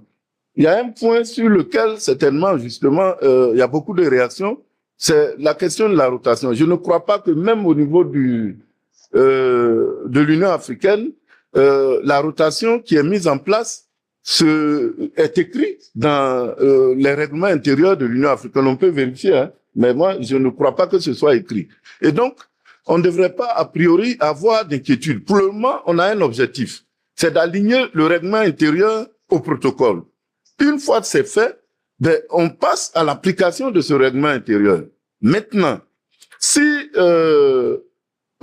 à la fin du mandat en cours, il y a question de rotation, ben ça, on peut, en attendant, poser le problème au niveau de l'Union africaine, mais nous ne pouvons pas fonctionner sans règlement intérieur. Et je pense donc qu'il est important aujourd'hui d'aligner notre règlement intérieur à notre protocole et qu'aujourd'hui nous puissions l'adopter. de sorte qu'on ait un texte qui nous régisse. On ne peut pas fonctionner sans règlement intérieur, sans texte.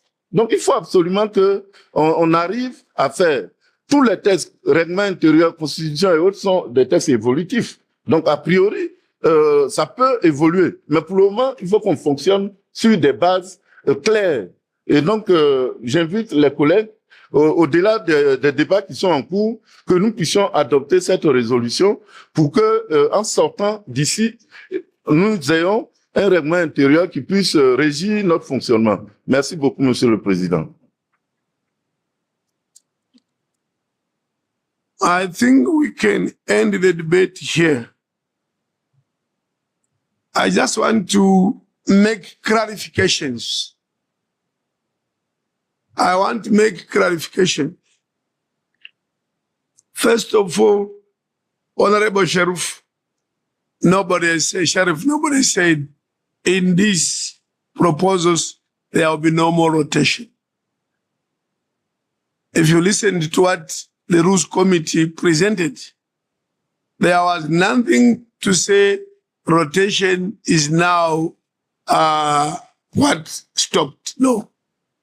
Rotation has come to PAP and will remain like that. It will not change. I want to avoid distortions. Rotation will not change.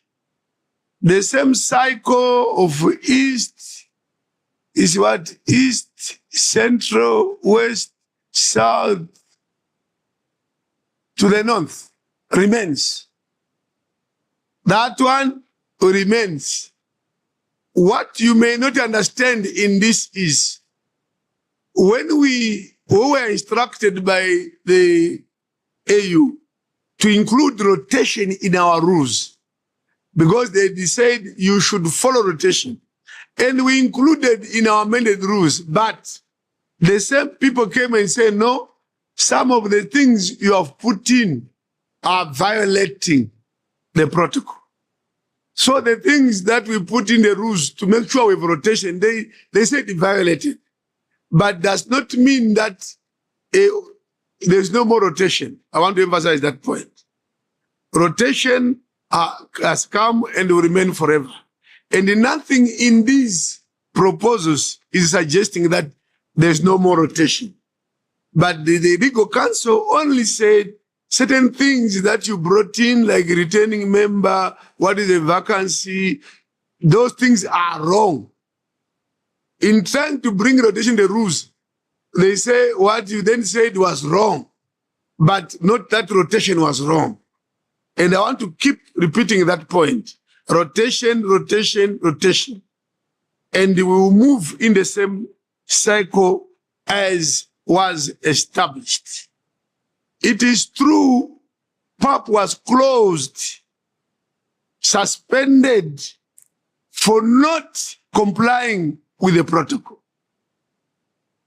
PAP was said to be violating the protocol. The issue of model laws, yes, it was in the legal counsel. When we put in our own amendments, we said the PAP will be making model laws. The legal counsel said, no, we are not supposed to say that. But we still make model laws through our advisory powers. And I think that remains. We'll still do model laws. What they don't want is for us to say in the rules we've put, I don't know why, but it's contentious, of course. But legal opinion said no. You are putting something in your rules of making model laws, which is not in the protocol. But we come and say we make model laws because we have consultative and advisory powers. That they have no problem, because that is in the protocol. Advisory, consultative is in the protocol, and we make model laws under that, but not to give ourselves a standing. That's what they said. And the instruction is that we should comply. So we're just complying. If it offends you, unfortunately, it is not the Bureau. It's not the Secretariat. It's not this PAP. These things came from people who have whipped us, who have closed this parliament for saying we do not comply. I know you want to say the Bureau, whoever. No. It's not correct. But on that note, I'll give Honorable Gayo, who has expressed interest, to say something.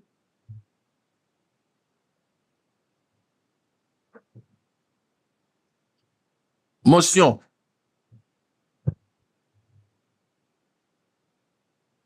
Oh, proceed, Honorable Gayo. Thank you, Mr. President. I would like to congratulate this House, the Bureau, the Secretariat, for recommending to respect the protocol of the African Union, on which we cannot debate.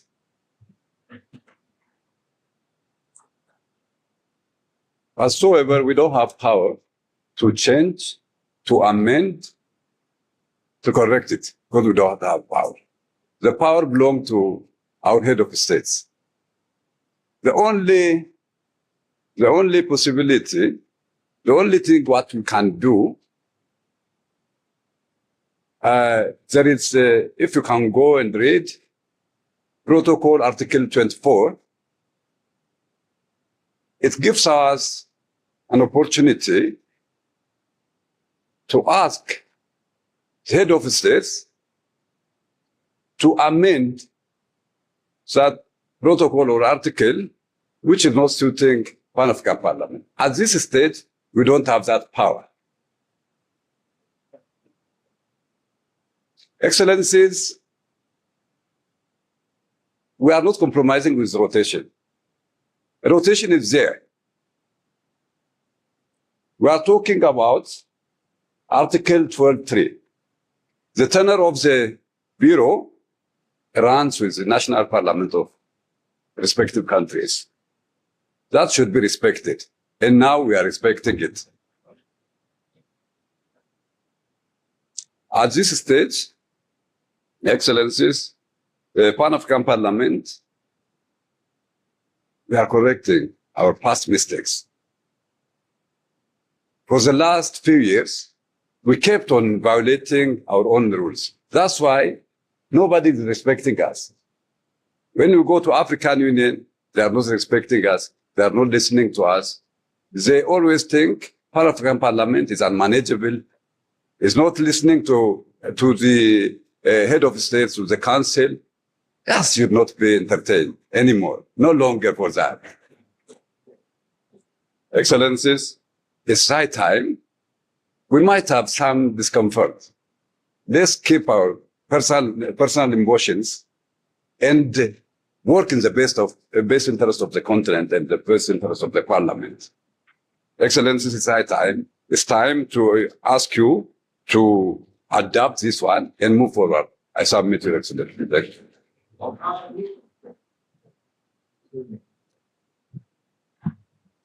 Then there was a contribution which was saying we are amending. I have a motion.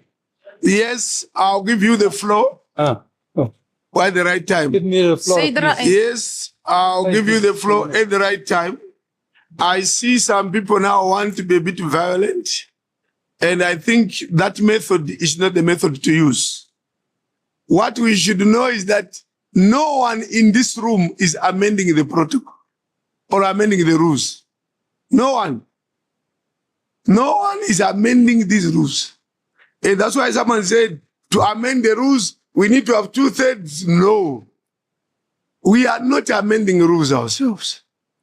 We are simply complying with the directive from police organs which said the following rules are a violation. And if something is a violation, we have no choice here. We don't vote for it. It's like we can't vote for the protocol ourselves. It is the member states, not PAP. But there are some rules which PAP can amend, but not the protocol. Some rules, yes, we can amend it with the power to do that with a 2/3 majority, but not to pass something that is against the protocol. That power we don't have. I want to be very clear. A violation of the protocol is not negotiable in this house. we have to comply. And a report will be given in February whether PAP has complied or not. So when you say, let's do it next year in May, no. This decision was passed in February 2024. And in July, in Ghana, the Executive Council asked, has PAP complied? An excuse was given that, okay, give us more time. In Ghana in July, give us more time, we'll come and report in February next year. So for anyone to look at my face or face of the Bureau and anyone and think that we are the ones, nothing, we are not the ones. Go and read the documents by the Rules Committee. They show you that it is not coming from this parliament. It's coming from up there to say, please do this. And if we don't do it, we'll be saying PAP is refusing. And as the president of PAP, I don't want that image. You may not like the provisions, but does the Bureau have power to reject? We don't have. If you don't believe, please go to the Rules Committee. They will give you the legal opinion, the Executive Council decision on the PAP to align. It's there. And it's not us who chose which violation. No. The violations were listed by the legal opinion to the Executive Council. It's not our choice. We are not the ones who said this one violates. No. It's coming from up there. So when we debate, who are we trying to target in this room? Who are we targeting to say, you are the one who caused, you are the one who wrote this? There's nobody in this room who caused this, or who caused the direction that we were violating. Please. I think there are other issues that we need to sit down as MPs and friends over a cup of tea. We discuss how can we do this. That's better. But not to challenge in this house any issue of violation of the law. We can debate, we can dislike, we can hate whoever, but none in this room has caused PAP to align, to remove violations. I didn't like myself the legal opinion when it came out. I challenged it personally when it came out. But they took it to the Executive Council. And the Executive Council then directed the PAP. I want to be honest, when it came out, I was against that legal opinion myself. I attacked it.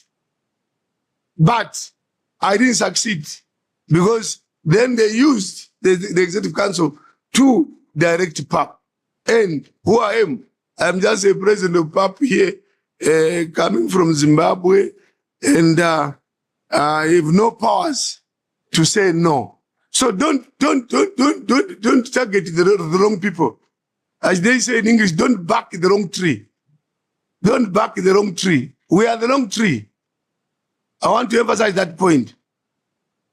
And we have to report in February that PAP complied with the directives, not to say we refused. So when you say next year, we are fiscally defying, we are saying no to the Executive Council. We are saying no. I think on this stage, we have debated. Look, it's a matter of member states. You can go to your member states and say, amend this protocol. Not to ask me to change what is in the protocol. I have no power, the Bureau has no power. At this stage, I need a mover who moves for adoption and a seconder, and we see how we proceed.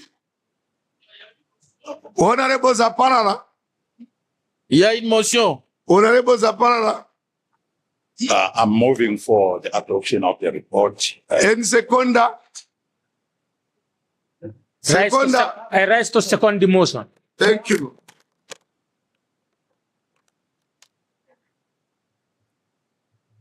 I should also mention lastly, President, that please take your floor. Listen to what I'm saying. Listen first. Can you listen? Please, on this motion, sure, we cannot vote on this one because it's not like, although I feel that those who want it are the majority, but we can't vote because we cannot vote on something that is in the protocol. It's the member states who can vote. We can't vote on a thing that is a violation of the protocol. We can't vote.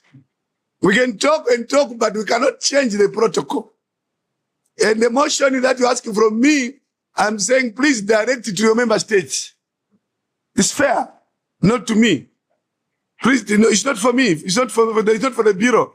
We were also directed to change these things, to remove the violations. Motion d'ordre. Motion d'ordre. No, this one is closed. Madam Clerk, move to the next. Motion d'ordre. We debated enough. We want to close it. Non, Président. Il y a une motion. We can't sit. I need to have clarification. I want a clarification from you, Mr. Okay, President. fine. Clarification. No, that one first. And clarification. I need just a clarification. But it's adopted already, but clarification. Clarification, please. Clarification. Okay. Mr. President, of course I understand that rotation is here to stay. Yes. I never debated that. All what I understood, maybe I understood wrongly, but what I understood when the clerk was presenting, that if you are a president of the PAP and your term in your national parliament remains another 5 years, then you remain as president till you finish your national parliament. Is that true or not? It's not me. Let's be fair. Yeah. It's not me saying that. Who said that? Can you read the legal opinion in the protocol? Yeah, who said that? Can you read the protocol itself? What does it say? Read the protocol. Read the protocol, not me.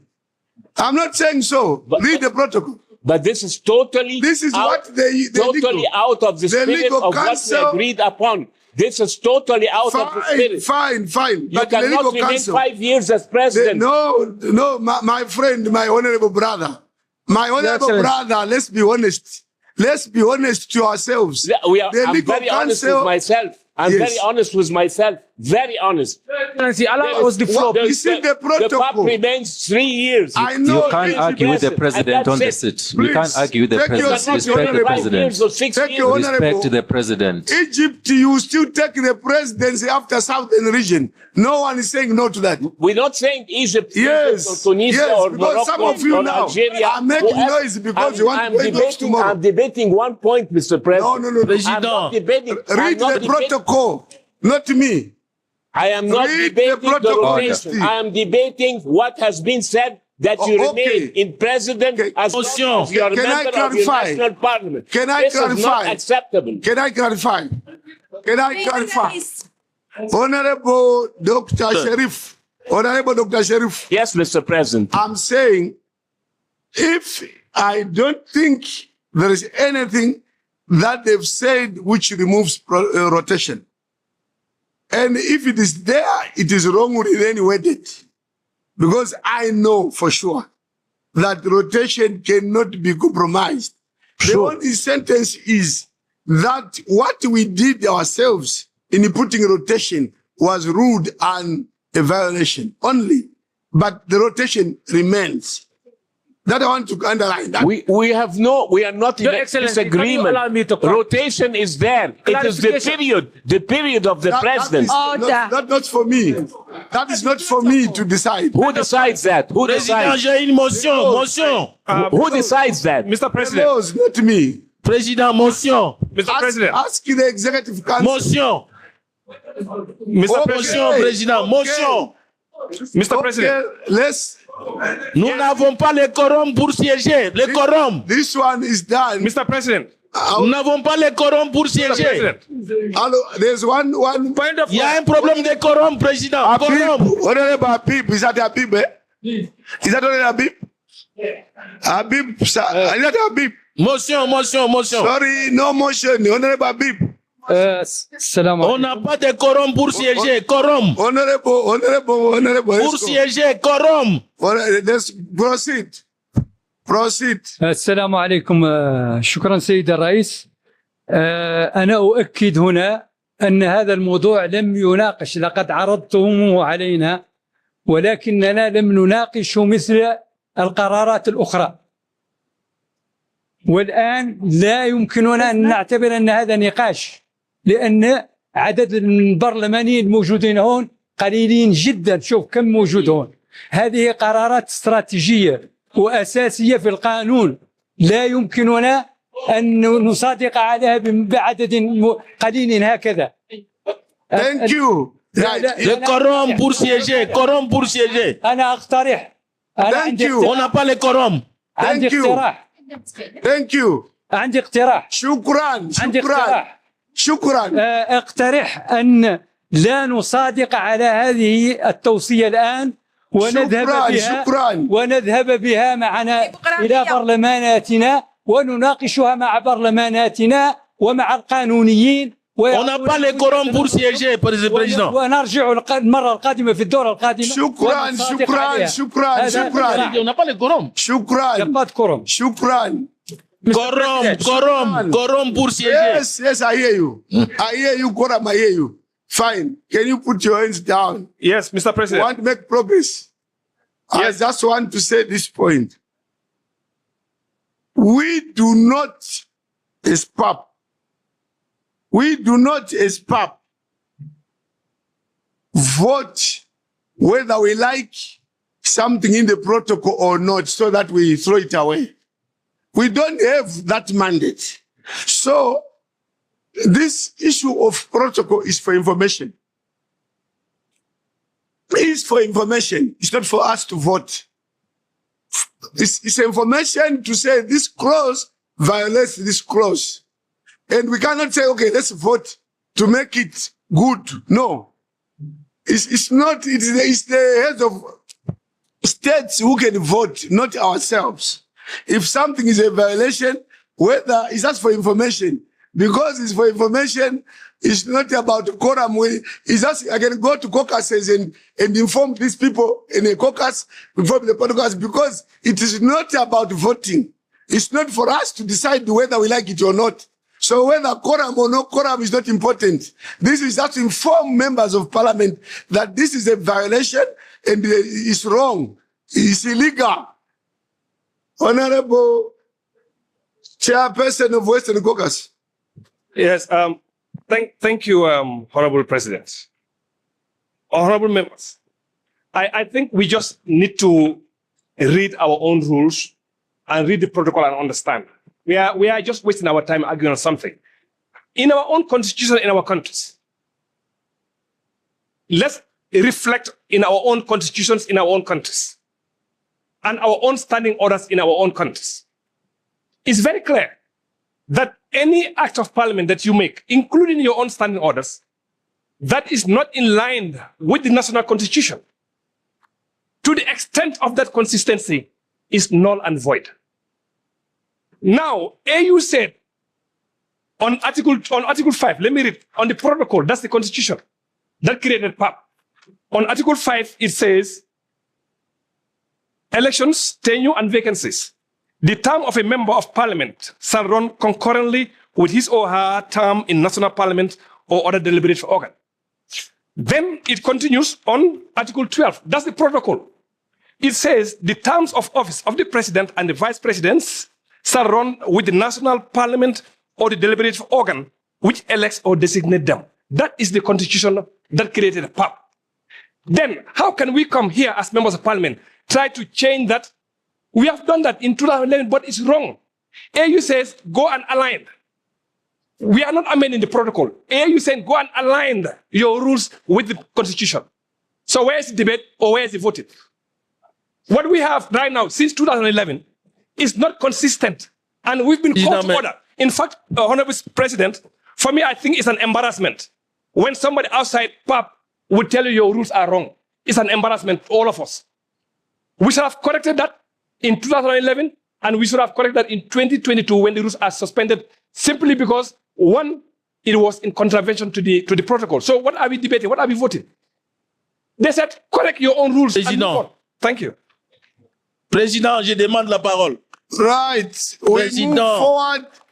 Right. I say, is it adopted? Non, Président. Adopted? Non, Président. It's adopted. Yes. We move to recommendation. It's adopted. Yes, adopted. We move to recommendation. Président, Donnez-moi la parole. Look. Donnez-moi la parole, Président. Madam Clerk, read the next recommendation. Donnez-moi la parole, Président. C'est pas français. S'il vous plaît, Président. We have to end somewhere. We have to end and we've ended. S'il vous plaît, Président. S'il vous plaît. Il y a un problème de quorum. The quorum. Pour siéger. This one does not need the quorum. No, no. Pour siéger. Does not need the quorum. Pour siéger. President, can we proceed? On siège illégalement. Madam Clerk, let's proceed. Hein? Ça, c'est la force. C'est la force. Ça, c'est un coup de...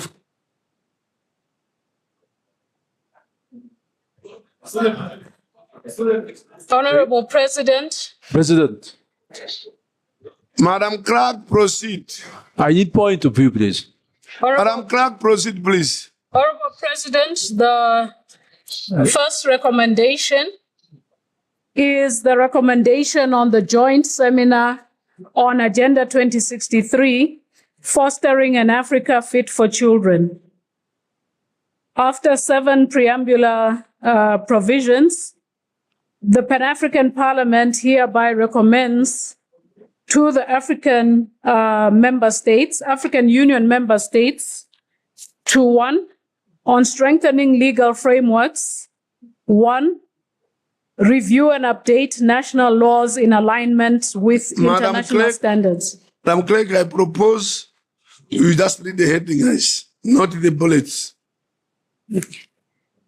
Now hereby recommends to the African Union member states to 1, strengthen legal frameworks, 2, increase financing, increase funding and resources, 3, enhance data collection and research, 4, promote family-based care.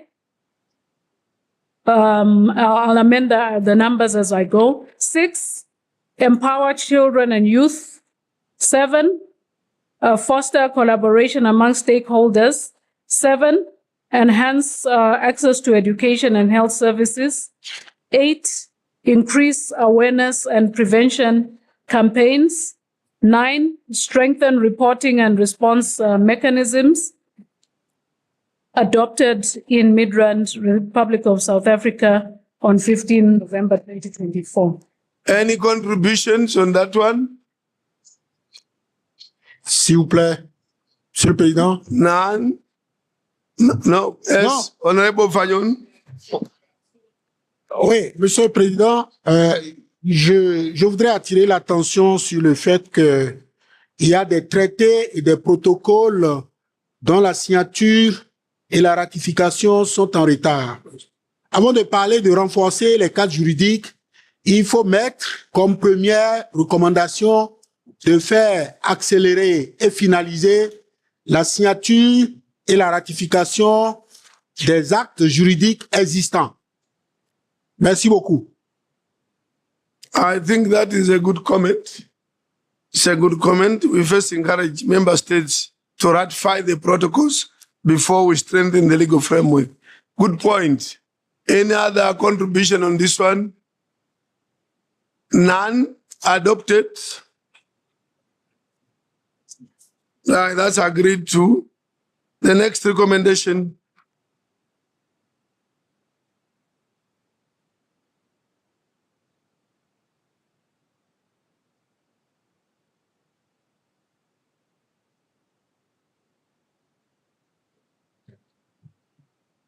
Honorable President, recommendation number 2 is a recommendation on the advocacy mission to promote ratification of the protocol on the rights of older persons, the protocol on the rights of persons with disabilities, and the protocol on social protection and social security. After the preamble, the Pan-African Parliament hereby recommends as follows. 1, to the authorities of Cote d'Ivoire, accelerate the ratification of the protocols and integrate them into national legislation. 2, strengthen awareness and training to inform parliamentarians, civil servants, and the general public about the rights of vulnerable groups and the significance of these protocols. 3, facilitate interinstitutional collaboration through cooperation mechanisms amongst relevant ministries and civil society organizations to ensure coordinated implementation of policies and programs supporting vulnerable populations. And 4, promote inclusive policies that guarantee equitable access to security services, education, and employment for older persons, persons with disabilities, and other marginalized groups.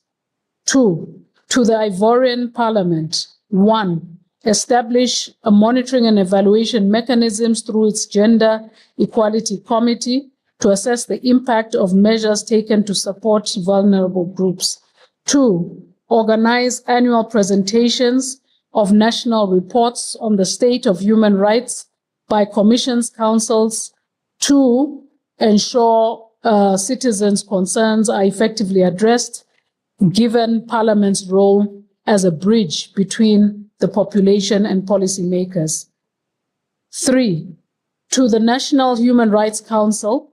1, encourage the participation of vulnerable persons in the development and implementation of programs that affect them to ensure their voices and needs are represented. 2, strengthen advocacy efforts with Ivorian authorities by raising awareness on urgency of ratifying the protocols related to the protection of vulnerable groups' rights.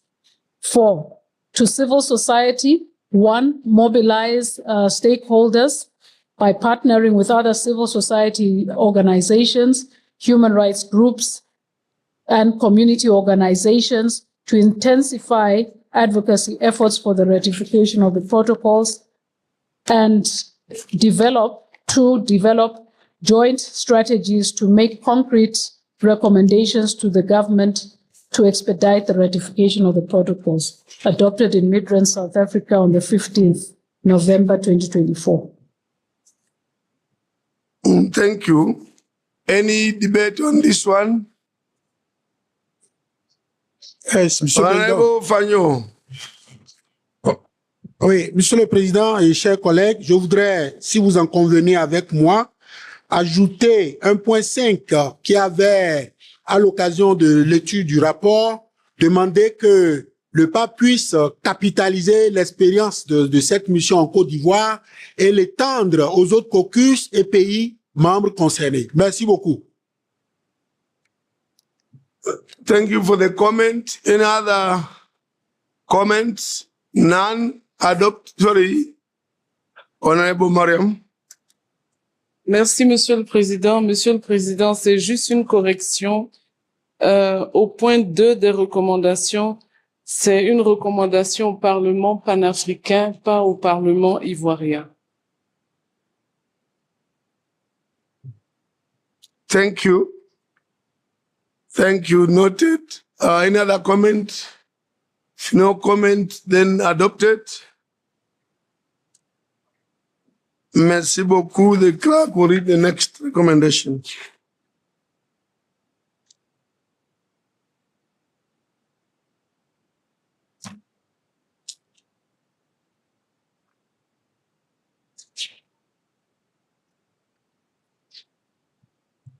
Honorable President, the next recommendation is recommendation on the state of financing of the African Union. There's an error there, state of financing in the English version. After the preamble, the Parliament now hereby recommends 1, to the national parliaments of the African Union member states to 1, urge their respective governments, where applicable, to abide by decision of the Assembly AU Decision 605, Roman numeral 2027 of the Assembly of the African Union to institute and implement a 0.2% levy on all eligible imported goods into the continent to finance the African Union operational program and peace support operations. 2, when considering the national budget, ensure that the adequate resources are provided for payment by member states of the African Union, assessed contributions and effective implementation of Decision 605. 3, enact or, where applicable, review their national legislative frameworks to ensure that laws and regulations give effect to Decision Assembly AU Decision 605, Roman numeral 27, of the Assembly of the African Union to institute and implement a 0.2 levy on all eligible goods into the continent to finance the African Union operational program and peace support operations. 4, exercise effective oversight of the government's action or inaction in respect of fulfillment of its financial obligations under Decision Assembly AU Decision 605, Roman numeral 27, and Decision Executive Council Decision 1268, Roman numeral XLV, and other African Union policy decisions for effective financing of the vision and aspirations of Agenda 2063, as well as programs and activities of the Union. 5, work with the Pan-African Parliament to strengthen the capacity of parliamentarians on their central role in creating an enabling environment for effective domestic implementation of international and regional commitments and decisions, providing budgetary support for state action on human rights issues, and for oversight of state adherence to its obligations, as well as in representing the views and aspirations of the African people and peoples and citizens. To the African Union Commission, to 1, regularly submit to the Pan-African Parliament an updated status of the financing of the African Union, including the status of the state's compliance with Decision Assembly AU Decision 605, Roman numeral 27, to enable the Parliament to mobilize its members and national parliaments for timely payment of assessed contributions of member states.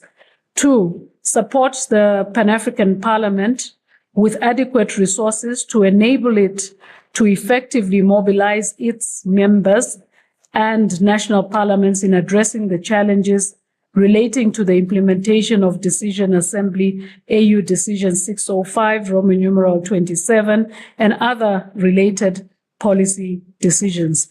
3, work with the Pan-African Parliament in conducting an audit of legal and institutional frameworks of member states to ascertain their responsiveness to Decision Assembly AU Decision 605, Roman numeral 27, and Decision Executive Council Decision 1268, Roman numeral XLV, and other African Union policy decisions with a view to ensuring harmonization or coordination of laws of member states in relation to financing of the African Union. And 4, ensure that candidates to the positions of the chairperson and deputy chairperson of the African Union Commission interact with the Pan-African Parliament to ensure an effective participation of African peoples through their representatives in decision-making and designation of African Union leaders, adopted in Midrand, South Africa, 15 November 2024. Yeah. Any contributions on this one? Yes, Mr. President. Honorable Mbo. Yes, thank you very much for this resolution. I think, Honorable Speaker, in as much as the national parliaments actually have a responsibility to urge our member states to pay or to respect the decision. I equally think we need to add to the African Union Commission that they need to regularly submit the budget of the African Union to the PAP, where we can debate, where we can understand the monies our countries actually pay, where it's going to. Number two, I think it's also equally important that we urge the African Union to present the audited report of the Union, because these monies that they spent came from our countries. So when we push our countries to pay, the Union must tell us how they spend the money at the end of the year. So I think we should add that the submission of the budget and also the submission of the audited accounts to the Pan-African Parliament, where we know where the monies we appropriate actually is going to. Thank you. Thank you, Honorable Soleil. No. Suleiman is very popular. Thank you very much, Mr. President. On point one, I have a problem in the first line, which says, urge their respective governments where applicable. So I believe wherever we have parliaments, we also have governments. So there is no question about that. So I think the word where applicable, we should just take that out and maintain that urge their respective governments to abide by the decision, etc. And then if you come to the next page, 30 in English version, point 3, line 4, where it says, with a view to ensuring harmonization or coordination. I believe that it should not be either, it should be and. We want both harmonization and coordination of the laws of the member states. So that's how I want it to read. Thank you. Instead of or, we just put and there. Thank you. Thank you. Yes, Mr. President. Okay. Yes, on the first one he mentioned about the respective governments where applicable, I think it's correct.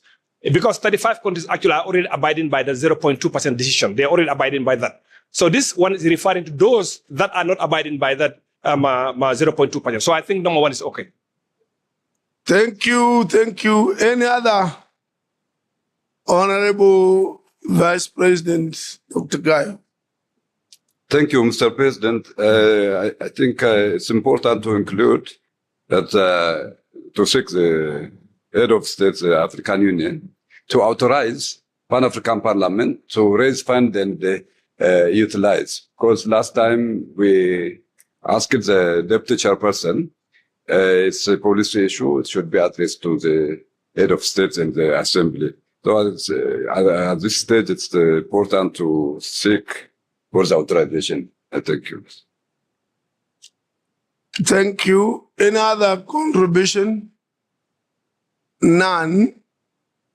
Adopted.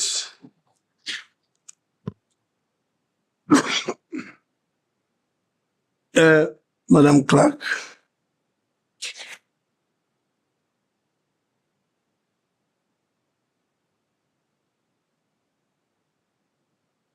Honorable President, the next recommendation is recommendation on the report of the African Risk Capacity Agency. After 6 preambular paragraphs, the Pan-African Parliament hereby recommends 2 national parliaments.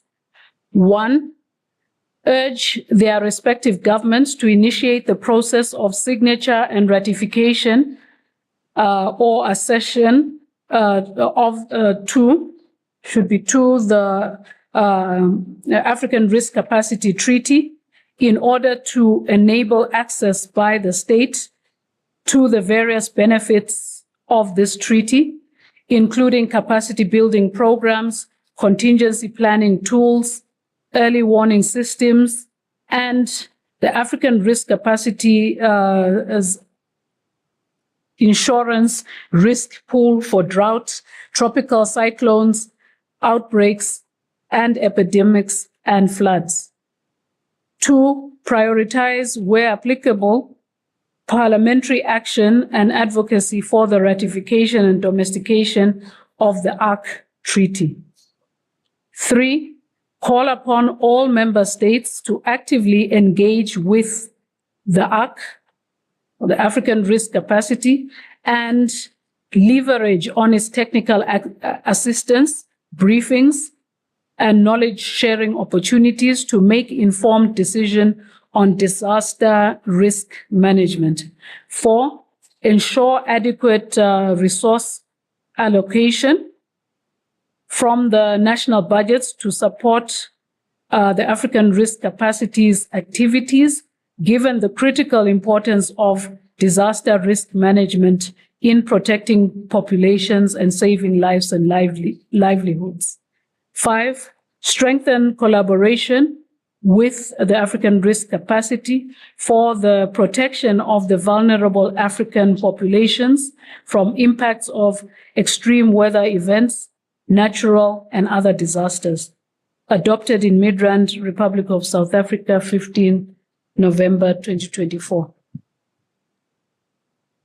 Thank you. Any Honorable Fagnon.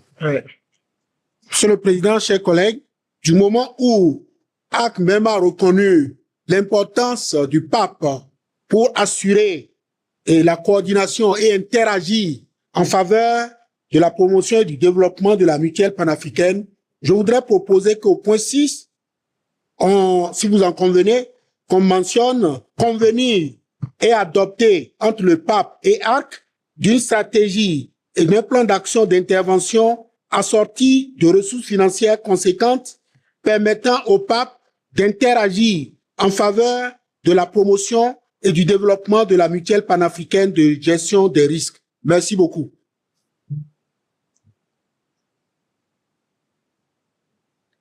Thank you. Honorable, any hand over there? No. Over here, yes. Honorable Yusuf. شكرا سيد الرئيس. السيد الرئيس، بخصوص هذه التسوية أو هذه التوصية الخاصة بمواجهة المخاطر، نعرف نحن في القارة الأفريقية هناك العديد من المخاطر التي واجهتها هذه القارة وخاصة شعوب القارة، وللأسف كان تعاطي الاتحاد الأفريقي والمنظمات الأفريقية مع المخاطر التي أحيط أو حدثت في هذه القارة كان مستواه التعاطي معها بشكل ضعيف جدا جدا. أنا استمعت للتقرير عندما تم عرض التقرير الأسبوع الماضي وتحدث عن المخاطر، وتحدثنا عن ضرورة خلق آليات تواصل مع الاتحاد الأفريقي فيما يخص عندما تقع مخاطر في أي قطر من الدول الأفريقية. على سبيل المثال عندما حدثت الكارثة في السودان، نحن في ليبيا بحكم أن السودان هي دولة جارة لنا، السودان أو الشعب السوداني عانى من أزمات لم يتواصل مع أحد. الدول المحيطة مصر وليبيا كانت لها الدور الكبير في احتواء ما حدث في السودان، ولكن لم يكن هناك تواجد للاتحاد الأفريقي. فلذلك أنا أرى أن يتم إضافة نقطة، وهي حث الاتحاد الأفريقي على خلق أدوات تواصل ميسرة ومسهلة بحيث تقوم الحكومات عندما تواجه أي مخاطر بالتواصل بشكل مباشر مع الاتحاد الأفريقي. شكرا سيد الرئيس. Thank you. Any interest, Dr. Gayo, Honorable Vice President? Mr. President, I have a problem with the nomenclature itself. It says African Risk Capacity Agency. Maybe I can understand if it's a risk management capacity, but risk capacity, what does it mean? Maybe this question is not for you or not for the plenary, but should be addressed to the AU itself. I thank you. Thank you. Take a note of. Honorable Suleiman. Yes, thank you very much, Your Excellency. Your Excellency, on 4, I think this area is very critical to ensure adequate resources allocation from the national budget to support ARC activities. Not only activities, but many a times when disaster occur, governments will be running helter-skelter to look for funding from outside the continent or outside, their countries. So every country must budget. There must be a budget line for disaster. In case it occurs, you can rush and get those funds before other people help you. So, but if you don't have anything in your budget line, you wait until disaster occurs, you start begging people, your house might be on fire. So I think this 4th part is very important for us as parliamentarians. When we go back home, we advocate for budget allocation for disaster. Thank you. Thank you. Any other expression of interest to take the floor? No. So adopted. Agreed and adopted. Next recommendation.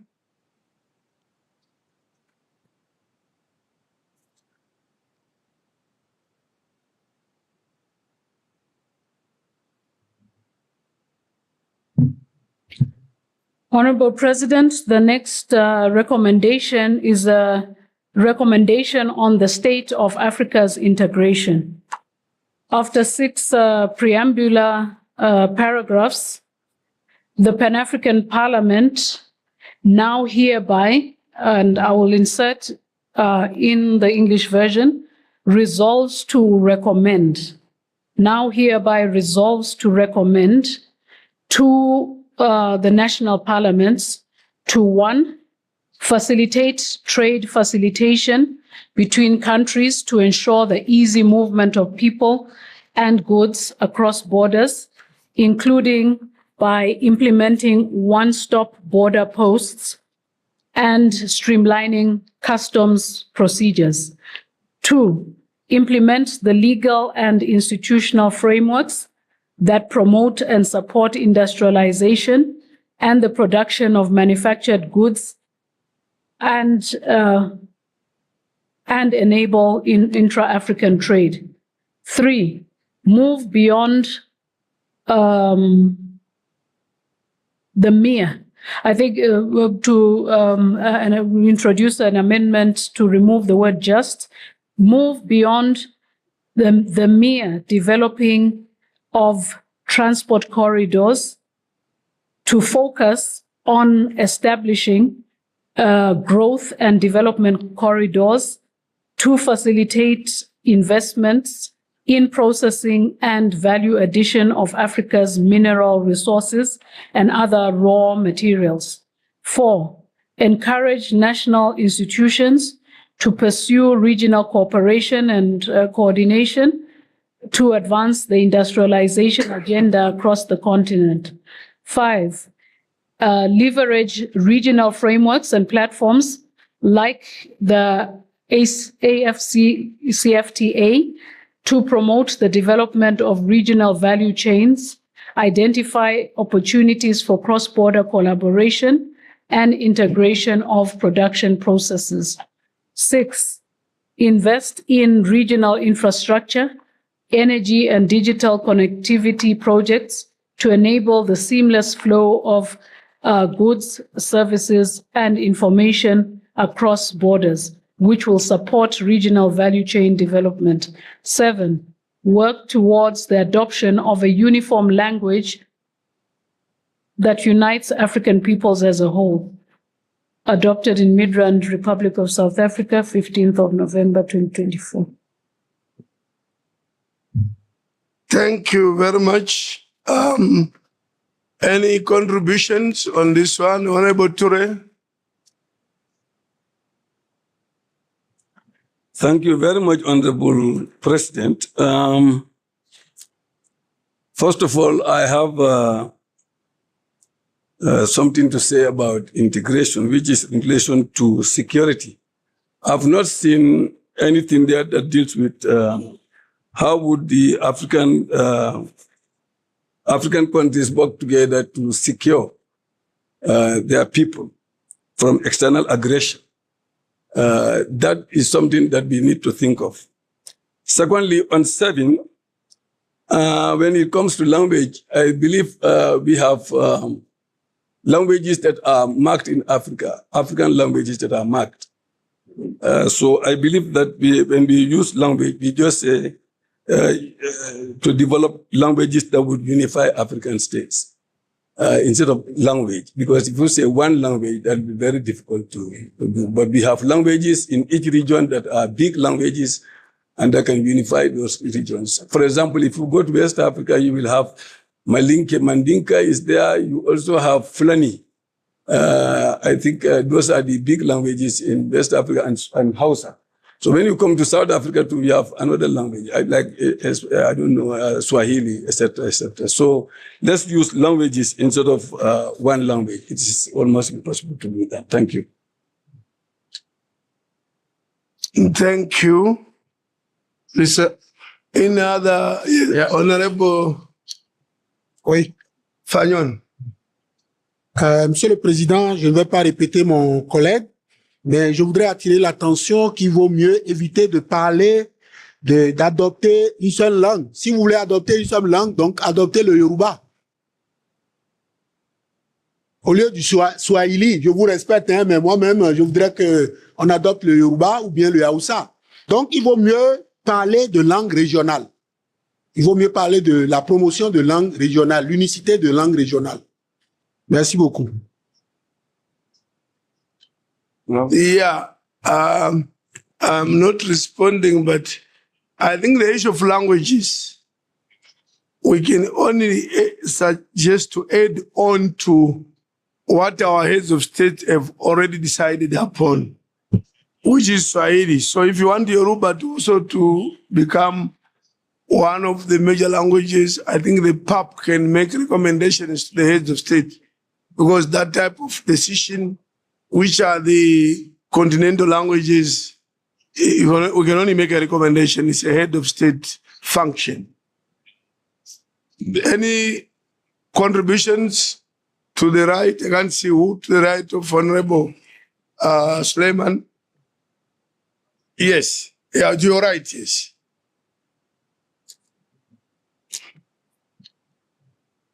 Ok, gracias, señor presidente. Soy el senador Saturnino, sono de Guinea Ecuatorial. Mira, mi problema está en el punto 1, en la versión española, claro, que dice facilitar la facilitación. En castellano no acostumbramos a incluir la palabra definida en la definición. Por lo tanto, sugiero suprimir lo de la facilitación y quedaría como sigue: facilitar el comercio entre países para todo lo demás seguiría normalmente. Gracias. La sugerencia para la Secretaría.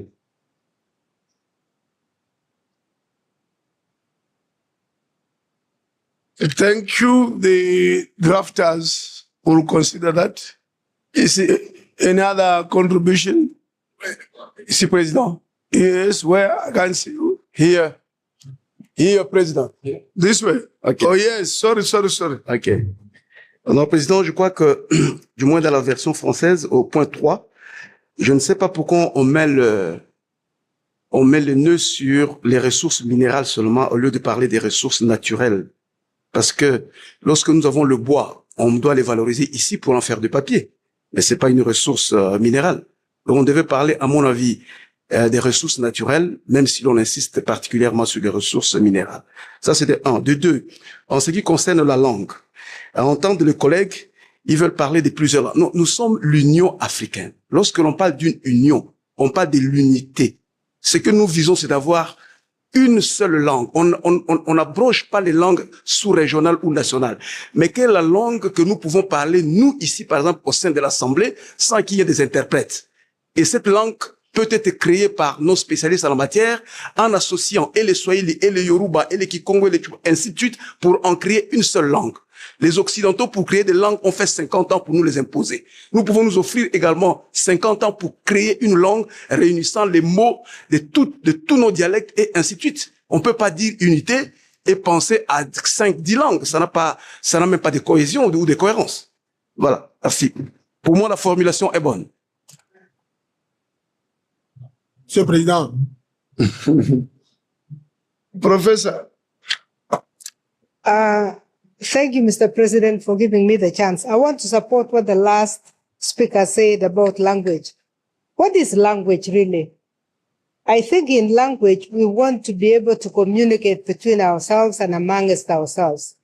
If we develop very many languages, we develop more barriers between ourselves. And I think the heads of state were wise to say we need a language of communication. Mr. President, at the moment, we are not using any African language. We are using English, which was a colonialist language. We are using French, another colonialist language. We are using Portuguese. There is nothing African about it. The Africanness of Kiswahili is the fact that it does not belong to any ethnic group. It doesn't. Even Tanzania, that is dominantly, that speaks Kiswahili dominantly, that is not really their language. It is a language that is a mixture of Arabic. If you listen, there is some Bantu, there is some Nilotic words. It was a trade and a business language. So it was not a language that was tribal. So we should not worry about Kiswahili as if it belongs to a certain group. The beauty again with Kiswahili is the fact that it has spread a little bit more than any other language. But it was a language for business, for trade, and for communication. So I would really like to support that we promote one language for our own basic communication. And if we can promote that, we should be moving even forward to teach it to our children across the continent so that we have one language we call the African language. So I really support that it should be one language and we should promote one African language that when we go to international conferences, they actually translate using that language. Thank you, Mr. President. Thank you very much. Any other debate on this one? Honorable Suleiman? Thank you, Your Excellency. Language is very, very integral in the liberation of a continent or communities. If you don't understand the language of your own people, it will be difficult to understand the language of other people. But I think Africa, we need to make a test on the languages. It's far too long. The Kurumang and other pioneers, they spoke about it, one language for Africa. Why is it that up to now we cannot set a pace? We need to make a trial. If we cannot have it for the whole continent, now the regions should make a test on it.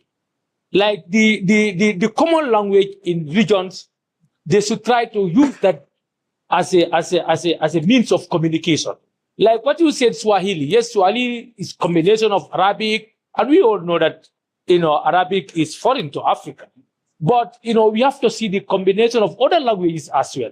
So, for example, in West Africa now, Nko, which is Mandinka, now is taught in schools. They are spreading, they are moving. As I'm speaking to you, in my constituency now, there are people from Mali who are trying to establish schools all over so that they teach them. So people are making efforts. So what of the union? The union must be very serious and they must mobilize resources for this. We make a trial on the regions or on the caucus. If Southern believe that there is a language that is common that can be easily used, they should start it. And we use it in our communication. I think with that, then we can form a common one. But it will be difficult right now if you want to say Swahili, when in my area, they have gone with Nko, and most of the countries are speaking Nko. So I think we need to look at this thing in a more serious note. Honorable Fagnon? Ouais, Monsieur le Président, je ne veux pas engager une polémique, mais la langue, c'est un facteur de sociologie des peuples. Et la promotion d'une langue est un idéal. Et je vous dis, dans la région du golfe de Guinée, quand vous voyez tout ça, il vaut mieux ne pas mentionner une formule qui impose une langue à nos communautés. Ce dont je suis sûr, il va falloir que pour que ça soit promu, que nous ayons accepté. Nos communautés ne vont pas accepter qu'on impose une langue telle que mes collègues le disent là. Merci beaucoup. Thank you. It was a healthy debate. Honorable Stuki.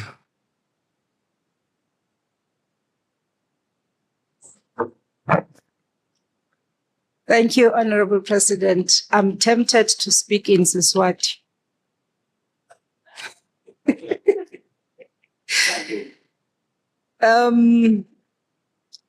I've heard the debates, and I am saying that whilst we're talking of language, we should not forget to also add sign language and Braille so that everybody follows what we are saying. I thank you, President.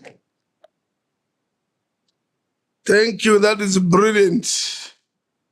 This, I think, brings to the end expressions of interest. Can we then know where is the person? Where? Proceed. Nakushukuru Mheshimiwa Rais. Mimi ni mmoja kati ya wanaoongea Kiswahili, lakini pia wanao kampeni umuhimu wa Kiswahili. Niunge mkono maneno yote aliyoyasema profesa kutoka Kenya. Moja kati ya kitu ambacho tunakichukulia kawaida ni gharama ambazo tumekuwa tukiingia katika bunge hili hapa. Nadhani kutoka kwenye bureau wanaweza kutuambia ni gharama kiasi gani tunatumia ili tuweze kufanya mjadala hapa tukaelewana. Lakini kama hizo fedha hazitakuwepo, sina uhakika kama kuna kitu kitafanyika hapa kwa sababu wote hatutaelewana. Moja kati ya mikakati ambayo tunapaswa kuwa nayo na mikakati ya muda mrefu kama bara la Afrika ni kuondoa gharama za mawasiliano. Na mnachopaswa kujua, waliotutawala walitumia kila njia kuhakikisha hatuelewani. Mtakumbuka story ya ujenzi wa mnara wa Babel. Waliowahi kujenga mnara wa Babel kwenda kuona mbinguni ni wapi, walivyokonfuziwa, yani walivyopoteza lugha moja ndiko walikokwamia. Kwa hiyo mnapaswa kujua wanaotaka tusiendelee watahakikisha kila mmoja aone lugha yake ni bora kuliko lugha nyingine. Ni kwa nini Kiswahili kinatufaa? Kiswahili kinatufaa kwa sababu ni lugha yetu sisi wenyewe. Hakuna kokote ambako ukiongea Kiswahili atasema hii ni lugha ya kwangu. Tofauti na mtu anayeongea Kizungu. Ukiongea Kizungu utataka kuonekana kama Mzungu, Mwingereza, whatever. Ukiongea Kifaransa utajiona Mfaransa. Ukiongea Kiportugizi utakuwa Mportugizi. Lakini ukiongea Kiswahili wewe utakuwa mwana Afrika na ndo lugha ya Afrika. Kwa mimi nitoe rai kwetu wote.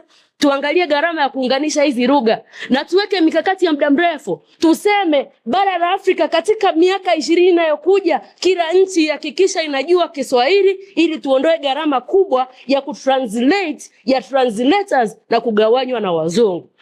Na kushukuru Mheshimiwa Rais, naomba kuwakilisha, naamini mtaniunga mkono, mtafanya hiyo juhudi katika nchi zenu, tuondoe language barriers, tufanye kazi kwa pamoja, tuinue nchi yetu kama Afrika, au mnasemaje? Nashukuru sana. Asante sana. Mimi rais wa bunge la Afrika naongea Kiswahili kidogo. Nataka mwalimu anifundishe niongee vizuri sana.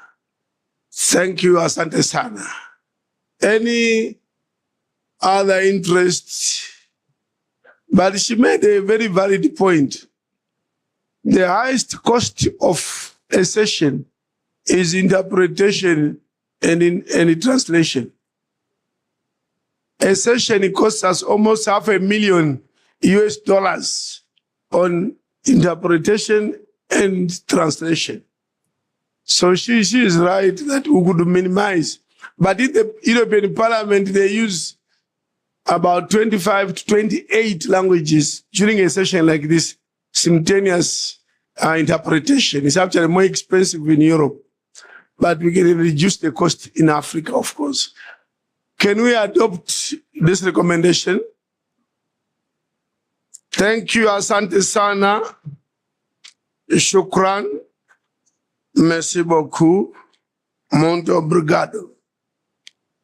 We move to the next recommendation.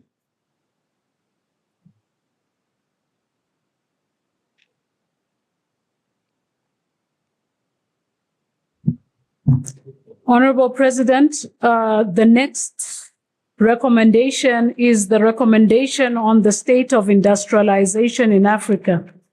After the preamble, the Pan-African Parliament now hereby recommends to the national parliaments to 1, adopt legislative frameworks which support effective industrial policies, including fiscal, monetary, and financing policies. 2, explore all possible avenues to finance industrial activities and entrepreneurship, especially for women and the youth. 3, prioritize laws and other parliamentary initiatives that promote regional cooperation for greater development of regional value chains. 4, urges African governments, it should read, to implement the necessary measures to boost economy-wide productivity using science, technology, and innovative capabilities. 5, exercise effective oversight over the implementation of infrastructure projects to unlock industrialization as well as government spending on infrastructure projects. 6, adopt laws and other measures that facilitate trade between countries to ensure ease of movement of people and goods and reinforce growth and development corridors that facilitate investments in processing and value addition of minerals. 7, ensure that African governments address the dual priorities of productivity and labor-intensive industrialization to absorb the large skills base outside the formal economy, adopted in Midrand, Republic of South Africa, 15th November 2024. Thank you. Any additions, Honorable Felix? Oui, Monsieur le Président. Merci, Monsieur le Président. C'est un commentaire au point 4. Ici, nous avons beaucoup insisté sur le fait que le développement industriel repose sur l'instauration des systèmes éducatifs adaptés au marché du travail qui influent sur l'industrialisation. Donc ici, ils ont écrit en utilisant les capacités, mais il faut d'abord les développer. Donc, il faut ajouter en développant et en utilisant. Il faut d'abord les développer avant de les utiliser. Point 6, il y avait une recommandation, une autre recommandation une observation qui avait été faite par notre ami de la RDC. En dernière ligne, il faut des investissements dans la transformation et la valorisation des ressources naturelles. Je vous remercie. Thank you. Any other contribution? Honorable Yusuf. شكرا سيد الرئيس. سيد الرئيس، فيما يخص توصية رقم 6 خاصة بالصناعة في أفريقيا، هناك نقطة لم يتم التنويه إليها وذكرها في التوصيات، وهي ضرورة حث الحكومات على خلق البيئة المناسبة لإنشاء مناطق حرة. نعرف أن الصناعة والتجارة كذلك بدون عدم وجود مناطق حرة داخل القارة الأفريقية سوف تكون معدومة وغير موجودة. لذلك خلق المناطق الحرة أمر مهم جدا جدا. القارات الأخرى كلها توجهت في بداية خلق تكامل ما بين دولها في إنشاء مناطق حرة. لذلك أتمنى أن تضاف نقطة لحث الحكومات دول الأعضاء بأن تعد أو تجهز البيئة لإنشاء مناطق حرة. شكرا سيد الرئيس. Honorable Fagnon. OK. J'ai 3 points de proposition de contribution. Monsieur le Président, chers collègues, je voudrais attirer l'attention sur, à mon avis, la nécessité de compléter au point 2. Je reprends, explorer toutes les voies possibles pour financer les activités industrielles et l'entrepreneuriat, en particulier pour les femmes et les jeunes, point virgule, et assurer au plan législatif la protection des investissements. Je voudrais qu'on ajoute ce membre de phrase. Je voudrais qu'on ajoute, si vous en convenez avec moi, au point 8, prendre des dispositions adéquates pour assurer la disponibilité des matières premières et leur accès aux industries, ainsi que des mesures incitatives en faveur du revenu, de la rémunération des producteurs. Le point 9 recoupe un peu avec mon collègue, promouvoir et généraliser la création de zones économiques spéciales. Merci beaucoup, Monsieur le Président. Thank you. I think we are done. Adoption. Thank you. The clerk will proceed with the next item.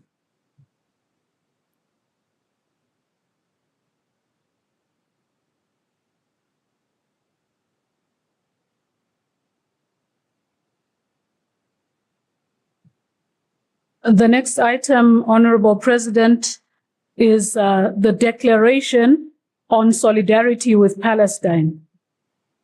After 8 preambular paragraphs, the Pan-African Parliament now therefore resolves: 1, condemns strongly the recent banning of the United Nations Relief and Works Agency for Palestine refugees, UNWA, operations by Israel, recognizing the essential humanitarian role of the agency in providing aid and support to millions of Palestinian refugees.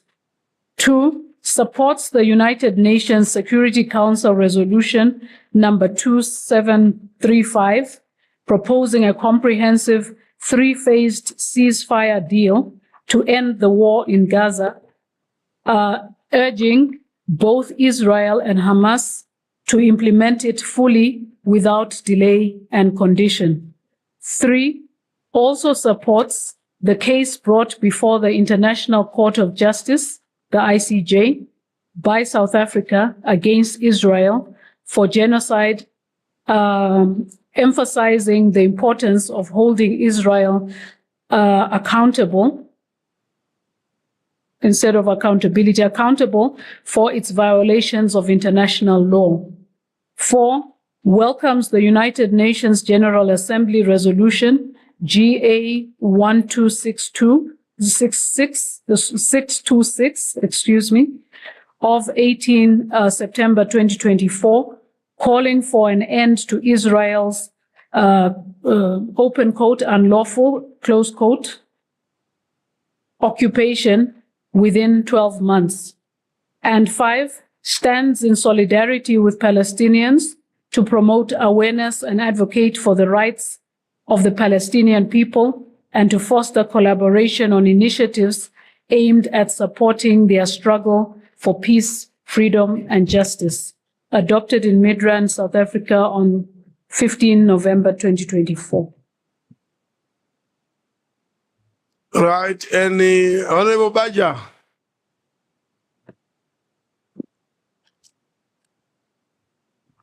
شكرا السيد الرئيس على الكلمة باسمي وباسم بلد الجزائر. أشكرك السيد تشيف فورتين شالومبيرا لدعمك للقضية الفلسطينية واعتماد محور ضرورة التضامن المطلق مع الشعب الفلسطيني والدعوة للوقف الفوري لإطلاق النار ووقف الاعتداء المستمر والمتزايد بحق فلسطين وبحق الإنسانية.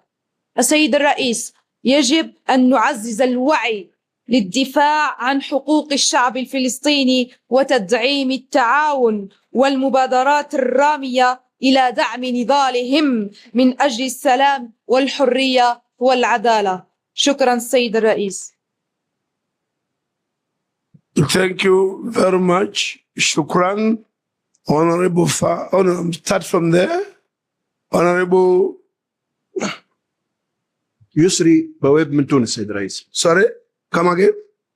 يسري بواب من تونس سيد الرئيس. Oh yes, yes. Sorry, my brother. Sorry, I didn't see you properly. شكرا سيد الرئيس. شكرا سيد الرئيس، شكرا على تبني هذا الإعلان، شكرا لجميع الزملاء وشكرا لكم سيد الرئيس على هذا الموقف.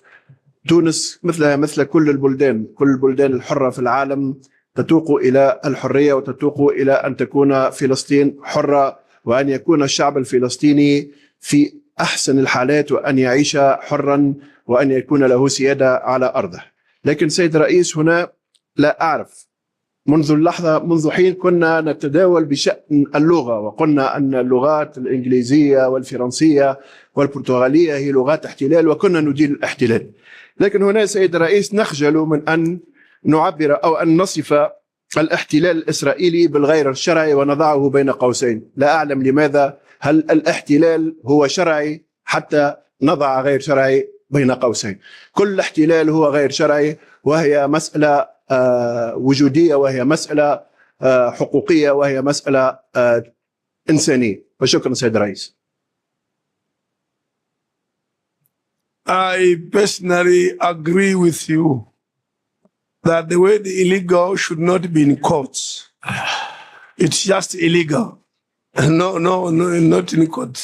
So I think that I agree with the drafters will take care of that. شكرا سيد الرئيس.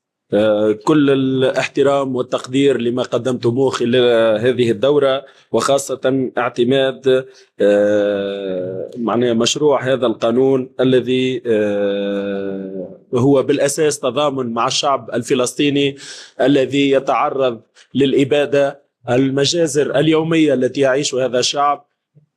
إنسانيا يجب التضامن معه من ناحية ما يتعرض له من قبل الكيان المغتصب، هذا الكيان الذي يقوم بجرائم يومية. كل الشكر لكافة الزملاء والزميلات الذين سيتبنون هذا القرار، ومع الشكر. Honorable Fagnon. Oui, Monsieur le Président, tout en étant solidaire de la déclaration en faveur du peuple de la Palestine, je ne peux pas ne pas extérioriser mon mécontentement et partager avec vous la nécessité que nous puissions faire en sorte que on reconnaisse, c'est-à-dire que nous ne pouvons pas ignorer que dans la région des Grands Lacs, dans les pays du Sahel et dans les pays du Golfe de Guinée, il y a l'insécurité qui sévit et qui expose bon nombre de producteurs, des femmes et des enfants à l'intégrité physique en ce qui les concerne. Monsieur le Président, je voudrais, si on ne peut pas le faire maintenant, que à la prochaine session, nous puissions mentionner notre position. Ne tenons pas compte de certaines difficultés en matière de gouvernance politique, mais ce qui est réel, l'économie n'est pas isolée. Dès lors que dans une région, l'insécurité sévit, tel qu'on a vu avec le Boko Haram, avec les terroristes, naturellement, les autres pays sont menacés. Monsieur le Président, je m'en voudrais donc de ne pas réitérer fermement que maintenant, si c'est possible, il faut ajouter une déclaration en faveur des peuples épris d'insécurité dans toutes ces régions. J'en passe. Merci beaucoup. Wow. Any further interest on this? Yes. Oh, yeah. Yes, just a small on number one, where it says condemn strongly the recent banning of the United Nations Relief and Works Agency, in brackets UNWA. It should be UNRWA. UNRWA.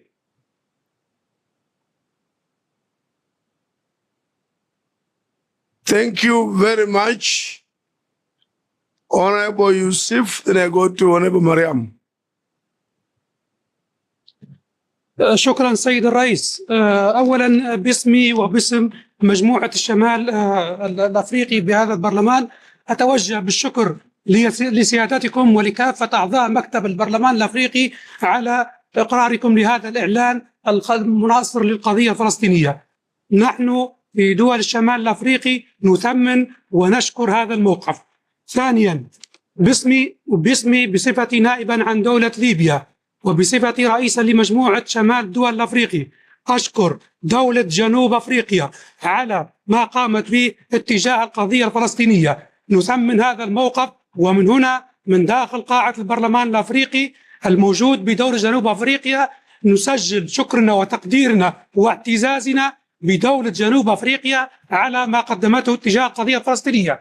ونحن بدورنا كذلك كمجموعة في دول الشمال الأفريقي وبصفتي رئيس لهذه المجموعة في هذا البرلمان نشكر كل السادة الأعضاء الذين قدموا الذين ساعدونا ونصرونا في إعلان هذه في وصول صوتنا من داخل هذه القاعة لكي يصل إلى كل المنظمات الدولية والسياسية والقارية. نشكر كل من ناصر ودعم هذه القضية. القضية الفلسطينية هي قضية كل البشرية، ونحن نشكر كل من دعمها.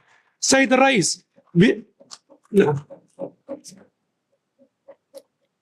السيد الرئيس، نحن الأسبوع الماضي وقعنا على نداء أو حركة نداء لتعزية أو لدعم القضية الفلسطينية، وهذه العريضة التي وقعنا عليها تم تسليمها لرئاسة البرلمان، وتم مشكورا سيد الرئيس بأنك مضيت على هذه المناصرة وقلت يجب أن تعرض في قاعة البرلمان. لذلك نطالب بأن يتم إضافة هذه المناصرة لهذا الإعلان، وشكرا سيد الرئيس.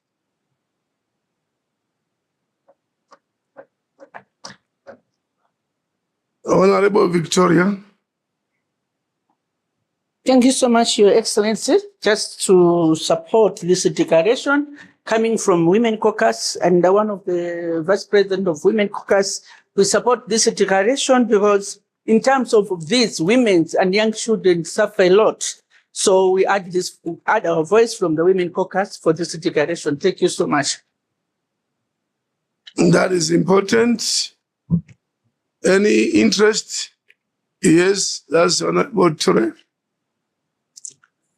Yes, thank you very much, Mr. President. I have issue with one, recommendation one, with providing aid and support to millions of Palestinian refugees, and the immediate reinstatement of the UNRWA activities, because they have been stopped. So if we must recommend that they are reinstated, they are allowed to proceed to do their work. And if you come to 4, just want to add something like occupation of Palestine, because we just say occupation, but we should specify it to say the unlawful occupation of Palestine within 12 months. So we need to insert that there. Thank you very much. Monsieur le Président. Honorable Suleiman. Thank you, Mr. President. Mr. President, I also join my colleagues to stand in solidarity with the people of Palestine. And the people of Palestine are human beings that deserve dignity, that deserve better life, and they have a right to survive, right to live. Honorable Speaker, what is happening to the people of Palestine is uncalled for. It's complete genocide. And I don't think in 21st century, we should stand and see what is happening to these people. We read history where there were killings, mass killing of people, genocide, and we condemn it. We call it abuse of human rights. So what is happening in Palestine today, how are we going to call it?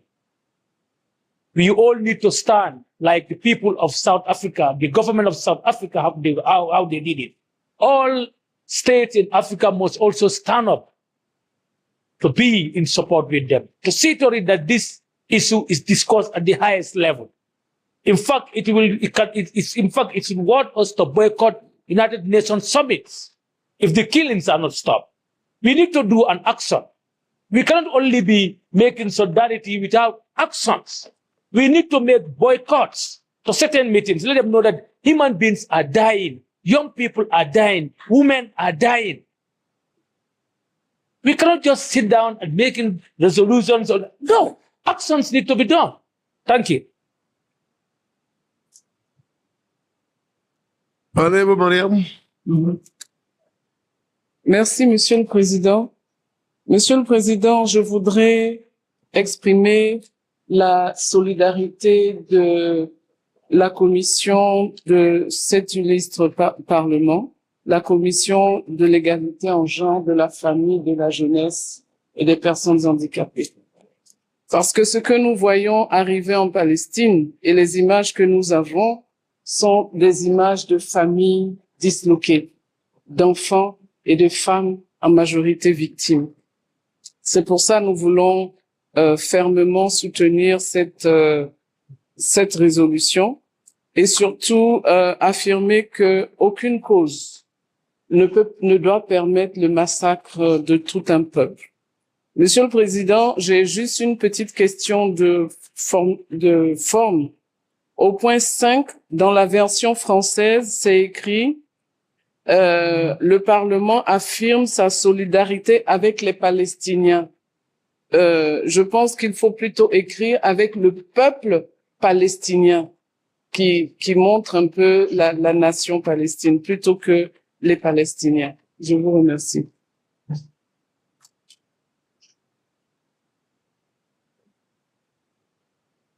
I do not see further expressions of interest. I received some advice, and I want to read this. Illegal occupation, in quotation marks, is as used in the UN resolution. When you put illegal, but the rest is illegal occupation, is in quotes and quoted from the UN resolution. But in my view, here we are PAP. And at the UN, I know they try to reach some diplomatic compromises, whether in courts. We at PAP, we don't need the cause. Ours is an illegal occupation, and we treat it as such.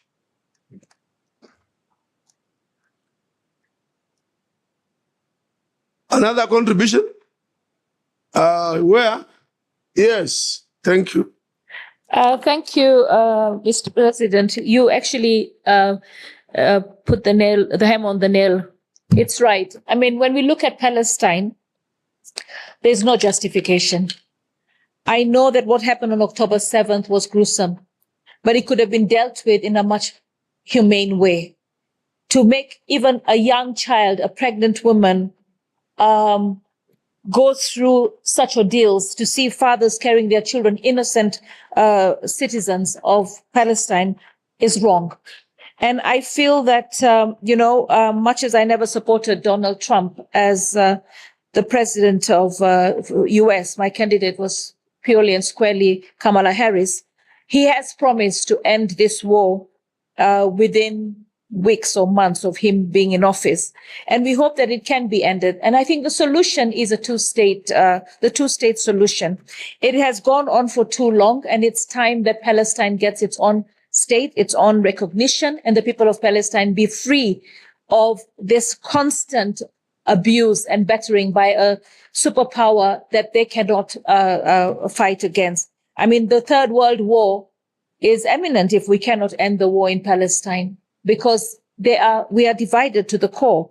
And it's now a question of humanity. It's a question of principle. And it's a question of, really, is the United Nations serving its purpose?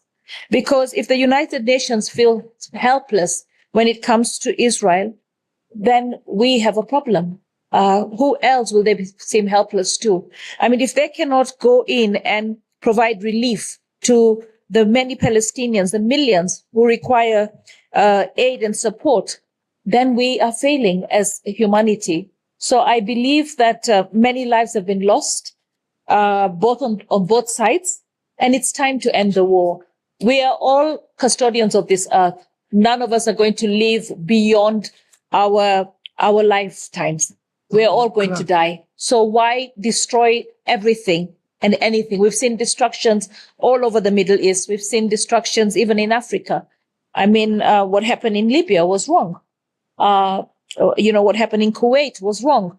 What's happening in Ukraine is wrong. What's happening in DRC Congo is wrong. I think it's time for us to stand in solidarity with what is right. And what is right is understanding that geography is not everything. What is important is that we all learn to live together in this world that we found and in this world that we will live.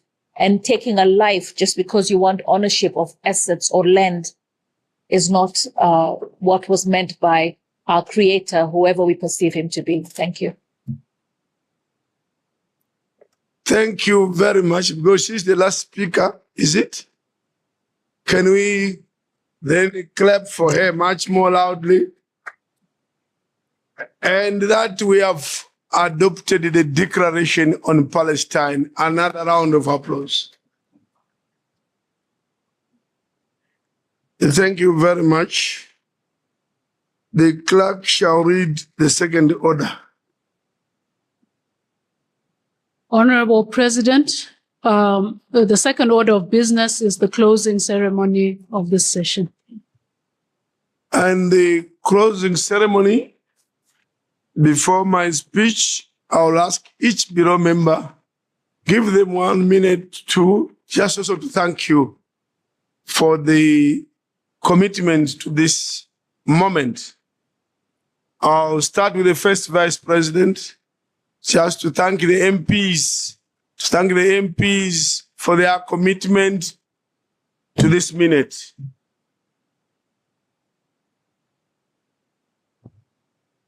شكرا السيد الرئيس. بسم الله الرحمن الرحيم.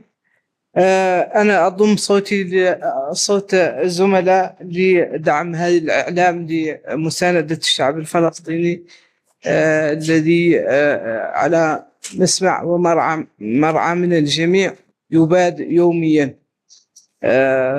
ثم أشكر الزملاء النواب الموقرون على تصويتهم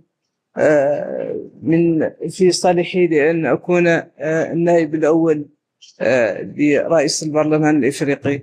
فأشكرهم جزيل الشكر على دعمهم وتصويتهم لي شخصيا. كما لا يمكن أن أتناسى أن أشكر الزملاء والإخوة والأخوات في مجموعة الشمال على دعمهم لي شخصيا ولموريتانيا لتكملة هذه المأمورية. والشكر موصول لأعضاء زملاء في المكتب وعلى رأسهم السيد الرئيس شولومبيرا على دعمهم وسرعة منح الاندماج معهم في الفريق المكتب. أشكرهم على تقبلي معهم كنائب أول لرئيس البرلمان. وأشكر الجميع بما فيه المكتب وكل العمال في البرلمان. شكرا جزيلا.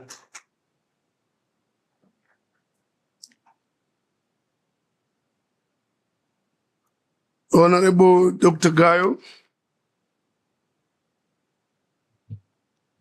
Honorable Chief Fortune Charumbira, President of Pan-African Parliament, Honorable Vice Presidents of Pan-African Parliament, Honorable Members of Pan-African Parliament, Madam Clark Lindvey, Deputy Clerks, and all the staff. Let me take this opportunity to thank the President of Pan-African Parliament to give us the floor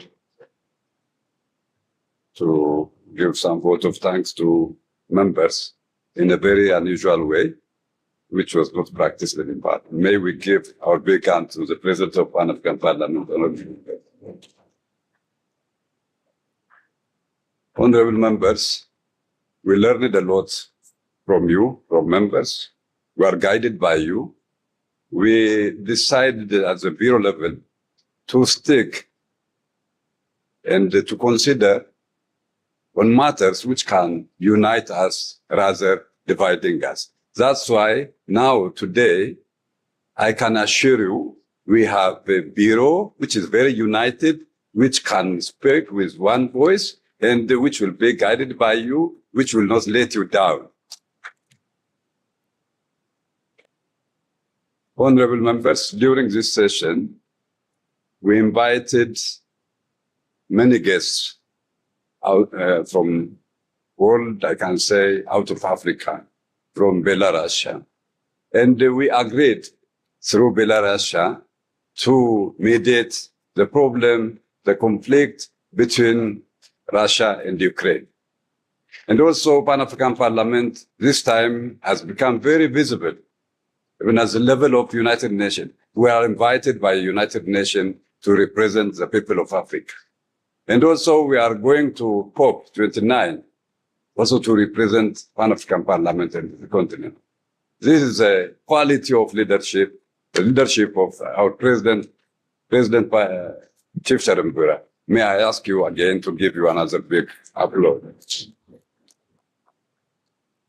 Excellencies, we have many challenges. We should remain united. We have many challenges. At PRC, it's no secret. They took over all our activities. They are legislating the union business. They already replaced the legislative organ of Pan-African Parliament. It's high time to defend the interest of the Pan-African Parliament and also to work on the ratification of the Malabo Protocol, at least which can give us a little power. It's not legislative power, just to debate on the budget of the union and the other activities. So, Excellencies, it was short time for me. We missed each other for quite a long time. Now we have got an opportunity to hug each other, to greet each other. So hope we will come soon. And again, we will reunite. We will meet here at Pan-African Parliament. Thank you for the opportunity, Your Excellency.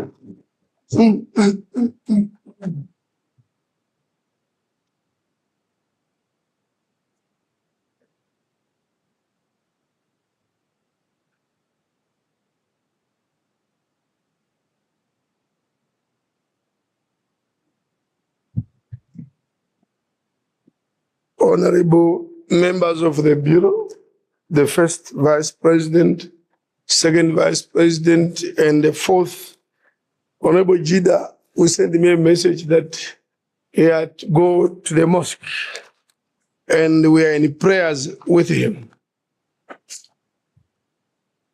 I stand here to announce and officially close our session.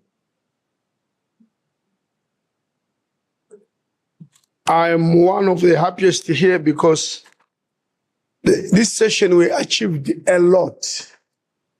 From the day we met as bureaucracies into strategic planning, into the first week of sitting, we've achieved a lot. But I want to thank you, all of you, for your commitment and disciplined behavior and good behavior and belief in your leadership and the confidence in your leadership. You remember the first day was bad. We had no water.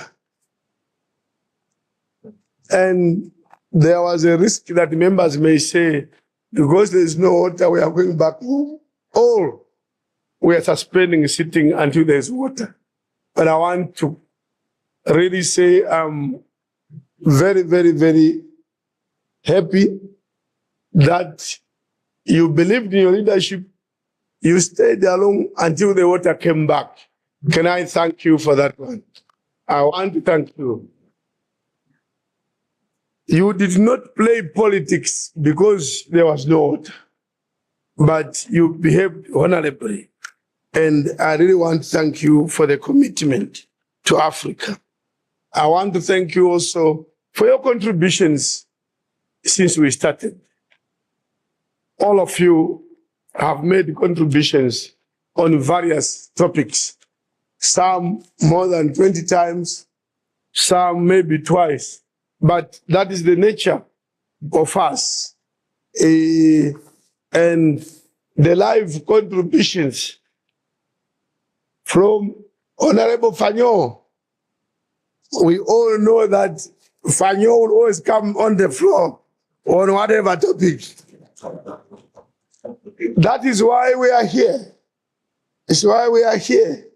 You don't want to go back with issues that you could not present.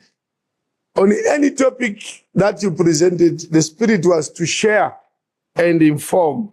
So I want you really to be associated with me in the happiness. We achieved what was potentially a failure, but we succeeded in the election of the first vice president. You all agree that it's reached a point of possible failure, but we are happy and we once more congratulate our first vice president. We adopted the strategic plan. We should be happy about that. Now we have direction. We invited the diaspora. We are here. We are now interacting with the diaspora. Belarus speaker, an MOU which we signed. We adopted our disaster-based management approach. The adoption of the model law on nationality and eradication of statelessness. That also is a major achievement. Adoption of the model law on labor migration in Africa is another major success. Adoption of the declaration on the solidarity with the Palestine, which we have just done this morning. Again, achievement. Resuscitation of committee activities that had almost collapsed. And even after this session, most of the committees are still going to meet before the end of December. And that this year we mobilized resources. That's why this session has been a success. Going forward, what do? We should ensure that the effective implementation of Agenda 2063. We should not forget. As we go back to our national parliaments, remember that we will belong to a continental body, which is also responsible for implementing Agenda 2063. What are you doing at the national level to make sure we succeed? And in the implementation of what has been identified as the liberator economically of this continent, which is the AfCFTA. We are told if this succeeds, Africa is liberated economically. So as we go back, we have a duty to make sure we follow up on this one. We also have a duty to follow up on the recommendations and resolutions that we have made, and also repairing the PAP image. We continue to engage with the Office of the Legal Counsel and the Executive Council in addressing areas of concern in terms of our rules of procedure. And that the rules that violate the protocol indeed are to be incorporated in the rules as they appear. They should be from the protocol. The protocol provisions should be in the rules so that there are no contradictions. Then also in the reforms of the African Union, we are a topical organ with respect to reforms. There's a lot about PAP when you are reforming the AU. And when we met the champion for the AU, president of Kenya in Nairobi, we spent almost 3 hours on this topic. We gave him a comprehensive document on what PAP looks forward to in terms of reforms. And we are happy that last week, when engaged people in the AU on reforms, he actually mentioned his interaction with Pan-African Parliament, and respectively mentioned that the PAP has important issues that need to be brought on board. And we should thank the President of Kenya for that spirit. Can we please thank him for that spirit? Look, we should continue to work with the oversight organs. As an oversight organ of on AU, the issue of the budget, oversight budget for the AU is our responsibility. Mobilizing funds, a very important issue. Mobilizing funds for our committees to ensure that they oversight and they do fact-finding missions so that we are visible and we achieve results on the continent. And then the issue of pushing for more active role in promoting peace and security. Parliamentary diplomacy. We should really engage more and do more on the issue of the PAP playing a role in the issues to do with Mali, Sudan, and the others.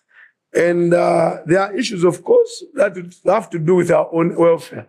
We are attending these meetings, and we are aware that in terms of the protocol, Article 10, we need to all of us to receive allowances when we are doing PAP business. But this is being violated. That's why we don't receive allowances, and even the Bureau itself. Then there's the issue of staff recruitment, which is lagging behind, and we need to address outstanding audit observations to ensure prudent financial management and repair of our image in that area. We need to have platforms where PAP engages the Executive Council and even the Assembly on its issues. And also existing partners, we explore new ones and strengthen a capacity for MPs and staff.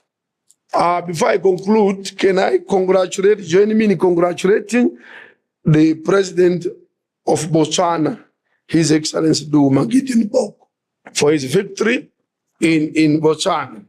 And I wish him well. And we want also as PAP in the deepening of democracy on the continent.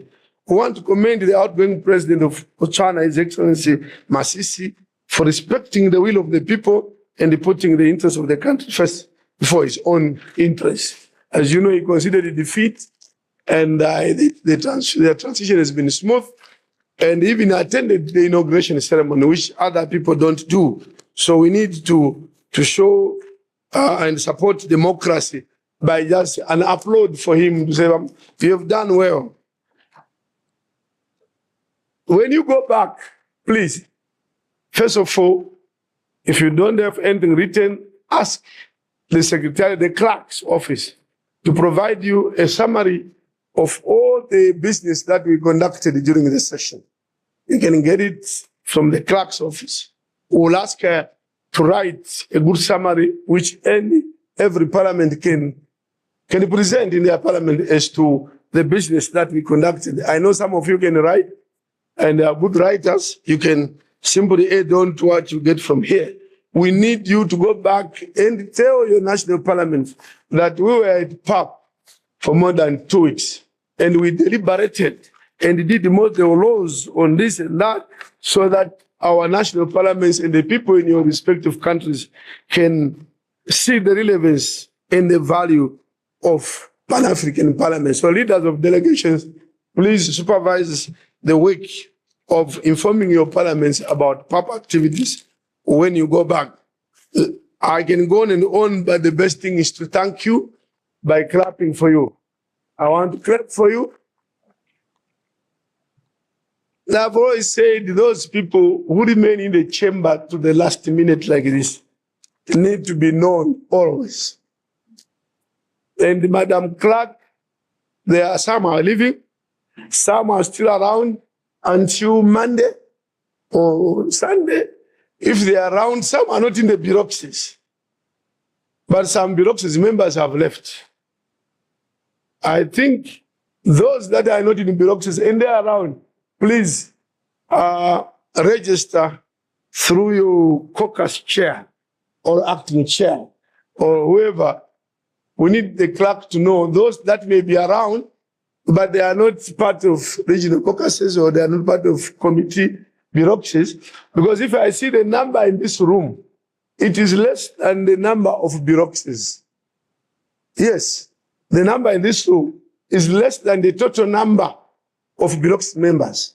Which means why should someone be staying idle here in the Midland tomorrow rather than join us in Pretoria for the planning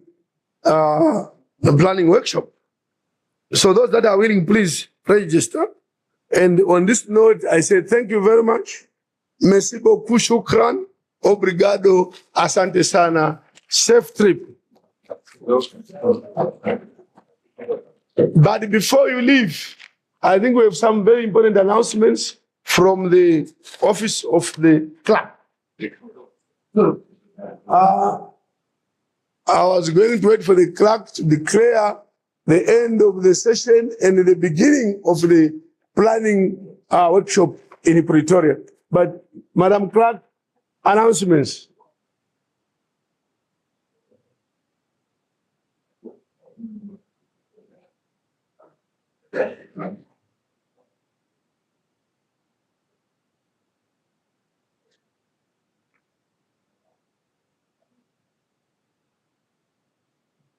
Under the direction of the President, I would like to announce that colleagues from the Secretariat will be at the registration desk outside this hall to take down confirmations of those honorable members that will be joining the annual planning meeting, and also those that may need transportation to the airport or elsewhere. That's the only announcement at this time. No, where are we going? And what time? And how do people go there? The venue for the annual planning meeting is the Sheraton Hotel in Pretoria. I think the best way might be to communicate via the MP WhatsApp group the exact time of departure. But there will be transporting honorable members to their hotels for checkout, where that's applicable, and to Pretoria as the case may be. We will communicate via email and on the WhatsApp group. Thank you, Madam Clerk. Maybe the MPs would want to check out. Because if we say we don't know, they will stay up to 4 or 5. When they check out, the hotel will say, but we've already built it for today. So they need to be picked in time so that they don't pay for accommodation tonight.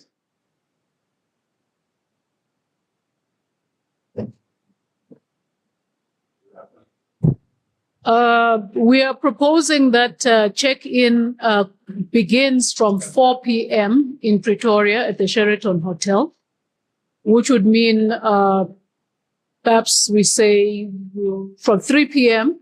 pick up from various hotels in Johannesburg.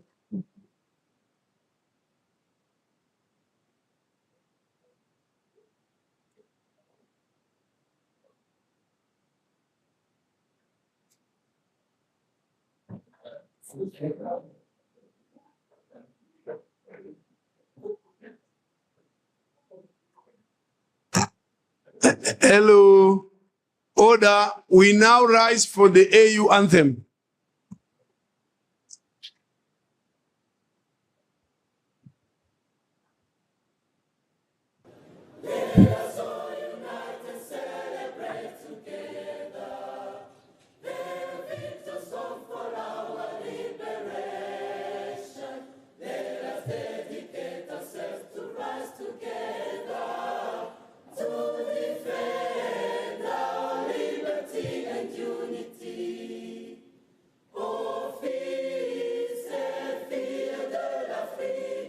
Cher du soleil, cher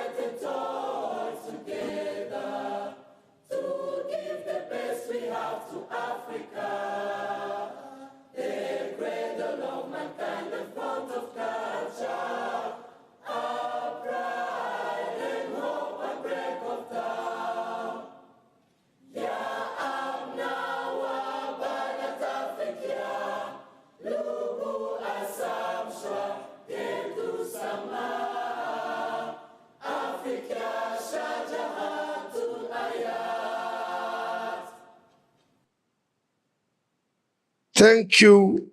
Bon voyage.